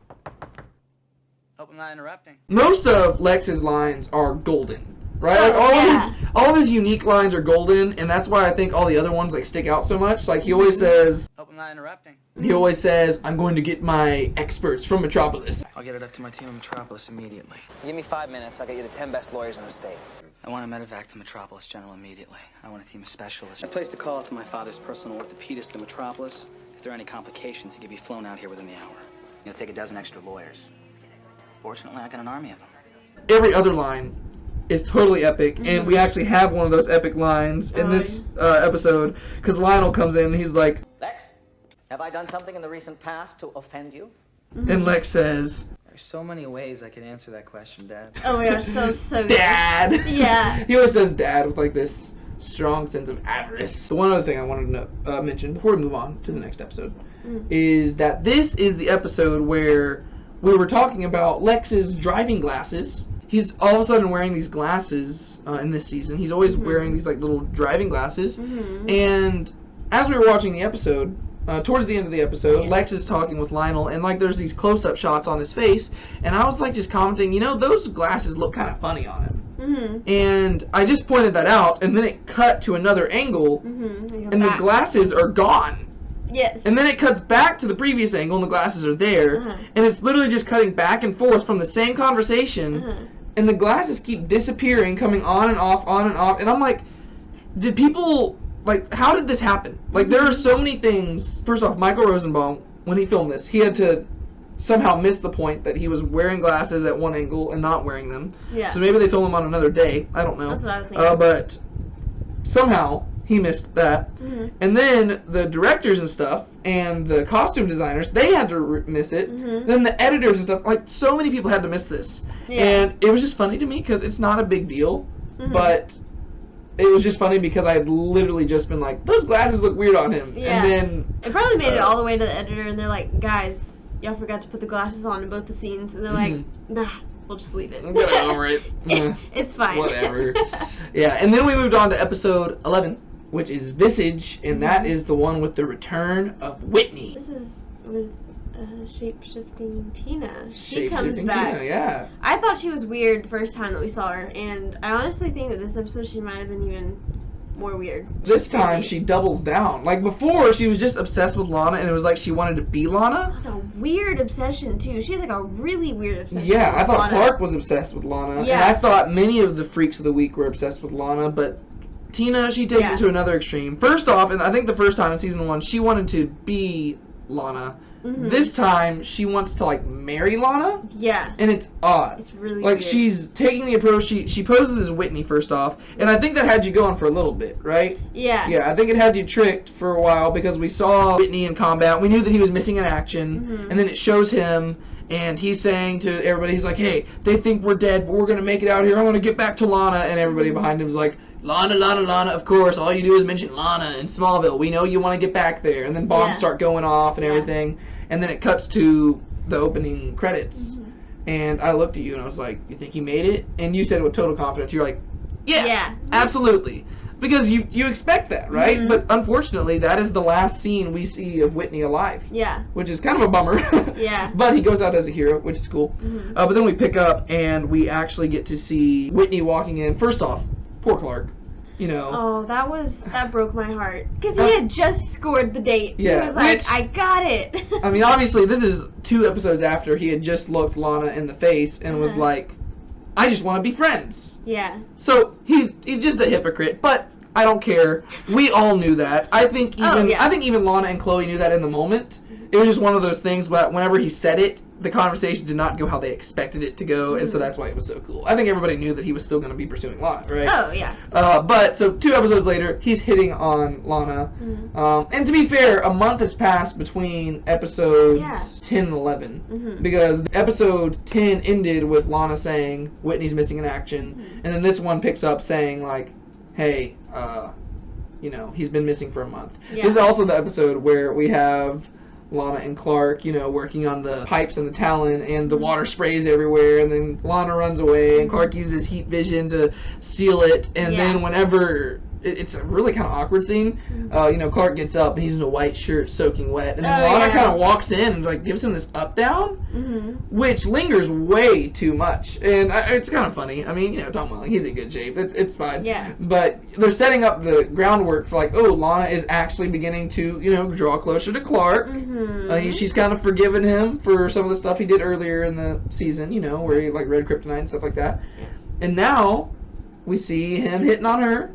And he's like, hey, you know, like, you want to go to this thing with me on Saturday? And she's like, nah, I don't know. This whole Whitney thing's got me bummed out. And he's like, hey. Like, he's not having it. He's like, I'm not letting Whitney get in the way of us now. I mean, he's missing action. I get it. He says, hey, you want to live, right? Don't, like, just, like, allow... Like, he went missing. Don't stop living yourself. She's like, you know what? You're right. Let's do it. He's like, so it's a date? And she's like, yeah. And then, at that moment... Yeah. Everything just goes into slow-mo. And like the crowd parts like the Red Sea. Yeah. And then you just see Whitney walking in. And you're like, whoa. And like Lana's like, whoa. And Clark's like, ugh. Yeah. And then Lana runs over there and she leaves. She's like, oh my gosh. And then like there's this moment where everybody's just like watching them. And then everybody just goes back to their business. They're like, okay, that was pretty cool. And then they're just like, whatever. They're probably like, Lana's just being dramatic again. And then, you know, everybody goes to their classes and Clark's just standing there and he's just like sad. And then he just walks off and leaves Lana's book. Yeah, I was about to say. I love that. Like, in these episodes, Clark is becoming a little more independent, right? He's actually standing up for himself. In past episodes, I feel like he would have, like, stooped down and, like, picked up the books and be like, hey, Lana, hey, Whitney, here's your books. Like, but instead he's like, screw this. Like, I'm done. Like, he just walks off. Yeah. But then we learn it's not actually Whitney. That scene had me, though. I really did think that was Whitney. Yeah. Just because I had no other reason to believe otherwise yet. But that was for sure. I was like, oh my gosh, she's back. That's cool. So when is the moment that you actually processed that it wasn't Whitney? I don't know. Because as we were watching the episode, I was trying to figure it out. Because I knew that you thought it was actually him. And then over the course of the episode, they did a pretty good job of playing it off. And I was trying to figure out when. I think it was Lana and Whitney were with the horses. And you mentioned that's somebody acting like Whitney. Yes. So you did mention it there, and that was obviously before some other stuff, but that's because Whitney had been acting very different, and he kept doing the whole thing where he's like, that's my memory, right? I was just about to say that. Whenever they were out in the horse stables, he said that. He's like, oh, why can't I remember? Yeah. And I was like, no, that seems a little sketchy there. Yeah, because throughout the episode, some of the stuff he says, it does make sense. You know, it's like some PTSD, like, I kind of pushed stuff out of my memory. You have Pete coming up to him being like, hey, you watched the latest game? And he's like, I'm not really into football anymore. And you can see Pete's like, what? Quarterback? You're not into football. That was like your life. And there's certain details where you're like, like, what's going on here? But you can understand that, right? He's a changed man, and like, it's justifiable. Maybe he, like, pushed stuff out of his memory. He doesn't really remember the Dear John video that she left him. He doesn't remember that Lana had broken up with him. Like, that's understandable. But then, in that specific moment, it was them talking about the necklace. And he was saying, like, hey, you're wearing your necklace. Whenever I pictured you in my mind, you always had it on. I haven't worn it since I sent it back. I wanted to know that you were safe first. Sent back? Oh, I gave it to you when you left for basic training. They sent it back to your mom when you were listed as missing. Why can't I remember? Yeah. And I think that was the moment you were like, yes, that's somebody posing as him. Yes. And then obviously we figure that out later whenever the guy shows up to Whitney's mom's house to let her know that her son is dead. And then Whitney comes down the stairs. With a baseball bat. Yeah, with a baseball bat. And the guy's like, I'm very confused. Like, he's like, this is confusing. My reports have said that your son is, and then that, and you're like, it gets pretty dark. You see like blood splattering. And you're like, oh my gosh, that's intense. But yeah, so it's Tina. And she's back, and she is not having it. Like, Tina, she had acted like she committed suicide, so people thought she was dead. Right. And that's how she was able to pose like these people. But now it's like she wants to marry Lana, and that was like the weird thing, because Whitney's like, maybe we should move in together. And first off, I'm like, okay, Whitney is supposed to be 19, Lana's supposed to be like 15, maybe 16 at most. And Lana, like, you know, she's like, Whitney, we can't move in together. I'm still in high school. We're not moving in. And then he's like, oh, I understand the issue. It's because we're not married. Will you marry me? He's like, no, I'm still in high school. Like, Yeah. Whitney, this is crazy. You know, I'm still in high school. Tina's she's not thinking straight. I mean, in what way did she think this was going to go well? Eventually they figure out that it is Tina, and Clark has to face off with Tina. But Tina has gotten the necklace, and so she puts it around Clark, throws him in the storm cellar. It's really fortunate that that's where she threw him, first off. I mean, if she'd thrown him anywhere else, he'd still be writhing there. But she threw him in the storm cellar, and the ship neutralized the necklace. Yeah. What do you think about that? It turned clear. That was really cool. Yeah. I didn't know that was a possibility. Like that was really cool. Yeah, and very smart when it comes to the marketing department, because now all the fans who bought a green, all the fans who bought a green necklace, now they got to go buy a clear one too, and like, very smart, Smallville. I see what you did there. Now Tina is posing as Clark because she realizes that Lana's into Clark, and so you have this face-off ultimately where Clark is going against Clark. What do you think about that scene? Yeah, so whenever the real Clark first walked in, I'm surprised that, I guess maybe because we're like outside looking in and we know who's the real Clark and who isn't, but I feel like there was a distinct difference in their character and the way that they acted and their facial expressions. So if I was her, I feel like it would have been obvious which one was actually Clark. At least to me. But I also have more outsider information, so I don't know if it'd be a little different if I was her. But that was the first thing that I thought, because he was like, no, believe me. And he was like, no, believe me. And I was like, it's obvious which one's Clark. See, I was thinking that as well. But then I remember, because the thing is, that Tina as Clark walks in, is like, Lana, I just want to confess all my feelings to you, and then starts making out with her. That's not in Clark. And I was thinking that, but then I remembered Red Kryptonite Clark, a few episodes earlier, he did the same thing. And so, honestly, this isn't out of, character for Clark from Lana's perspective. Lana doesn't know that there was red meteor rock involved. It's true. I don't know why Clark doesn't tell her these things. I mean, he doesn't have to tell her his entire secret. He just has to say, hey, I was infected with stuff, just like you've been infected with stuff. He doesn't tell her these things. He should. But she doesn't know why. Right. To be fair, from Lana's perspective, we always get frustrated with her, getting mad about Clark's secret.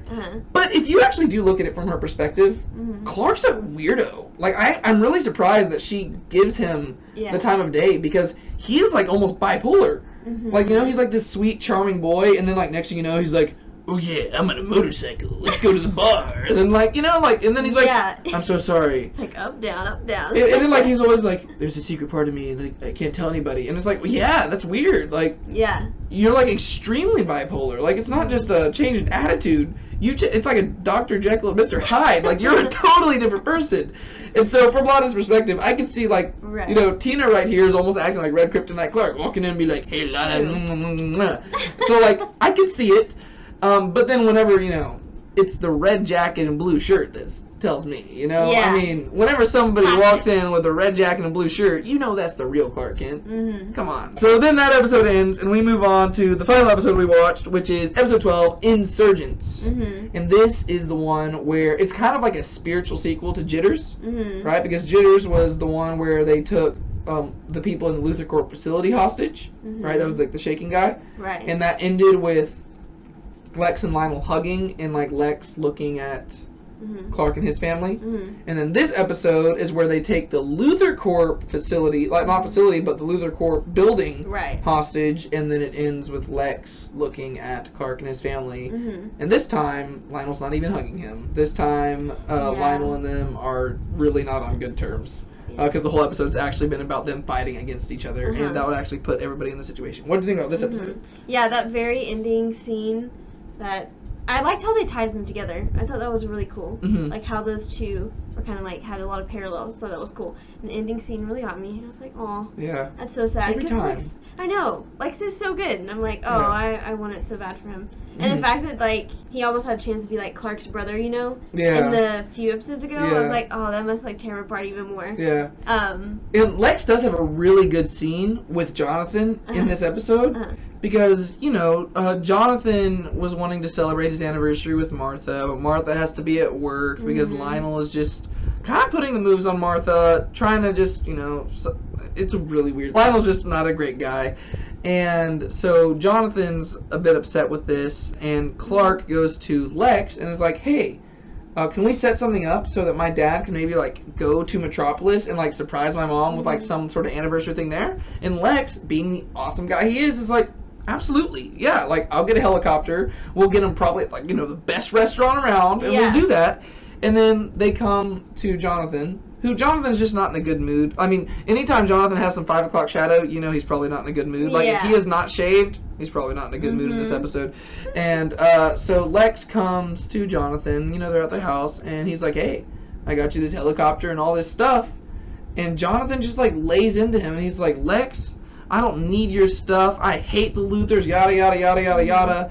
And Clark's like, Dad, like, you need to stop. Like, what's wrong with you today? Yeah. And, like, honestly, Jonathan is kind of acting like the Jonathan in episode in Nicodemus from season 1, where he's just, like, cranky. And I'm like, I don't know. I think Jonathan just woke up on the wrong side of the bed this morning. I mean, to be fair, Martha is working for a terrible person who is actively hitting on her. So I can see Jonathan's frustration, but he's never nice to Lex. And at this point, Lex has reached his breaking point. Yeah, and Lex hasn't done anything too. Exactly.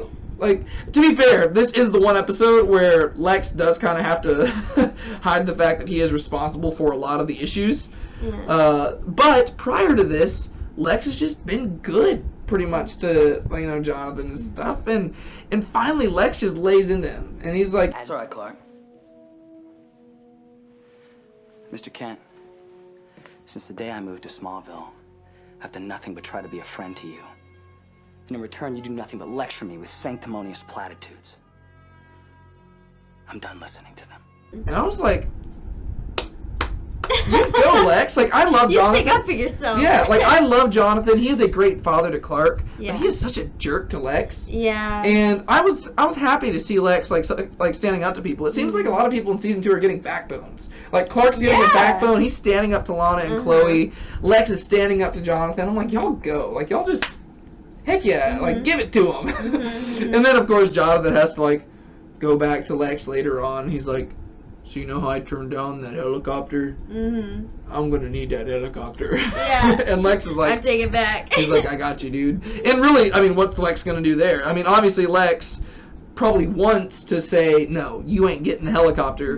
But Lex is also the one responsible for the whole heist thing going on at Luthor Corp. So he's like, yeah, I'll get you the helicopter. Yeah. He's like, let's keep that under the rug. Let's not tell anybody that. Yeah. And so there's this whole thing at Luthor Corp where everybody's taken hostage. I mean, everybody being Martha and Lionel, because they're the only 2 people working there on a Sunday. And Lionel's wanting to promote Martha and stuff. People come in, they take them hostage. And whenever they hear about this, Clark and Jonathan, they freak out. And they're like, we need to get to Metropolis. Yes. And I love the moment right here when Clark's like about to leave. And Jonathan's like, Clark! I'm not going to try and stop you. But I want you to be careful. I'm going to follow you in the truck. I'll get there just as soon as I can. Normally in episodes, Jonathan's like encouraging Clark, hey, try not to use your powers too much. And he wants to protect Clark's secret. He's like, he encourages Clark. He's always proud of Clark whenever Clark saves the day, but he always encourages Clark to really stay under the radar if possible. Right here, Martha's in trouble. Yeah. And even though Jonathan's been so mad at Martha through all of this, Jonathan turns to Clark. He's like, I'm not going to stop you. You need to go. Just be safe. Yeah. And I was like, heck yeah. There's a personal connection here. And all of a sudden he's like, no, Martha's in trouble. Clark, go do what you can. Yeah. Like, I'll get there as soon as possible. I'll go get my truck. And that's whenever Clark's like, Dad, there's a faster way for you to get to Metropolis. You just have to talk to Lex. So we have that like humbling scene for Jonathan. Whenever we actually get to see what is in the safe that the people are breaking into, right? They're wanting to get in here because they think there's a lot of money because Lionel's rich. But Lionel's been telling them, I don't have anything that you're going to want. Right. They open it, and there's like refined bars of kryptonite. Or, sorry, meteor rock. Right? There's these refined bars of green kryptonite. Just laying there. Like golden bars. Yeah. But they're just refined. So these things, first off, whenever Clark has to deal with them later, I mean, these are strong. Like, this isn't just like meteor rock that's like, you know, like poking out of rocks. Right, or this like Lana's tiny necklace or something. Yeah, this is refined, pure green kryptonite. I don't know why he had it fashioned into bars, just probably because it looked kind of cool. Probably. But, so he has that, and then we also see that he's got files on Clark. Yeah. Which Clark burns at the end. Yes. And then he also has the octagonal disc. Yes. He just has it all. Yeah. Literally just stealing it all. And up until this point, we did not know that Lionel has been involved with anything. Right. Right? He's been, like, he does keep saying, Lex, your friend Clark is an extremely interesting boy. Like, like he keeps saying stuff like that, but we didn't know that he knew any of this stuff. And it's so funny whenever you're watching this, because Lionel's blind. He doesn't know what people are seeing. Right. And he's just sitting there, and he's like, and like, whenever they tell Martha to pick up the files, you see that he gets kind of tense. He's like, I hope she doesn't see the Clark file. But yeah, and one more thing I just really want to talk about, because it is, to me, I still remember the first time I saw this episode because of this one scene. Honestly, I don't remember it being this early on in the show. But the one scene that sticks out to me is, of course, the scene where Clark goes to the Daily Planet. He opens the door dramatically. He gets himself ready. He looks over the edge. He sees how high he is in the air. Yeah. He pumps himself up, and he makes the leap. Then he makes it. What did you think about that scene? I was actually going to mention that whenever he turned it over to me. I was like, okay, we got to mention the part where Clark goes to the top. Yeah. I like that you could see when he first got up there that he was kind of taken back, because even his dad, he was like, Clark, aren't you afraid of heights? And he's like, I'll be fine, it'll be good. And you're like, okay, well, he's Superman. Obviously he's going to be fine. Even if he falls, he's still going to be okay. I mean, he fell 100 feet down into a cave and had no scratches. So you're like, okay, well, he's obviously going to be fine. But I liked the only issue would be that there'd be a bunch of bystanders. Just this guy just splats onto the concrete. But I liked that whenever he got to the top, it wasn't immediately Clark being fearless. He kind of looked over the edge and peered over, and he's like, that's far down. That's a little intimidating, but yeah. Yeah, and not to spoil anything, but this scene in particular is going to be really cool because we get to see how Clark is shaped over the course of the show. Because obviously he's going to end up at the Daily Planet. Right. And, he's going to be on this same terrace in the future. Yeah. And we're going to see a day where he steps out and he is no longer afraid. And I'm not going to spoil anything, but I'm just saying. It's coming. Get excited. What was your favorite of these 4 episodes? I think I might say I like the last one the best. I liked the parallels of the two episodes. Yes, yeah. I like that. I think there's a lot of episodes I think I've said that were my favorite, and it's because there were parallels from different episodes or comebacks of different characters and stuff like that. But I liked the parallel between the two, and then I like when there's any character development between relationships of families or just between some of the main characters. I feel like there's a lot of that in this one, so yeah. I really liked it. Alright, well, there you have it. There's the first half of Smallville Season 2. We will be back in a future video for the second half of Season 2. Until then, I'm David. And I'm Brian. And we will see you later.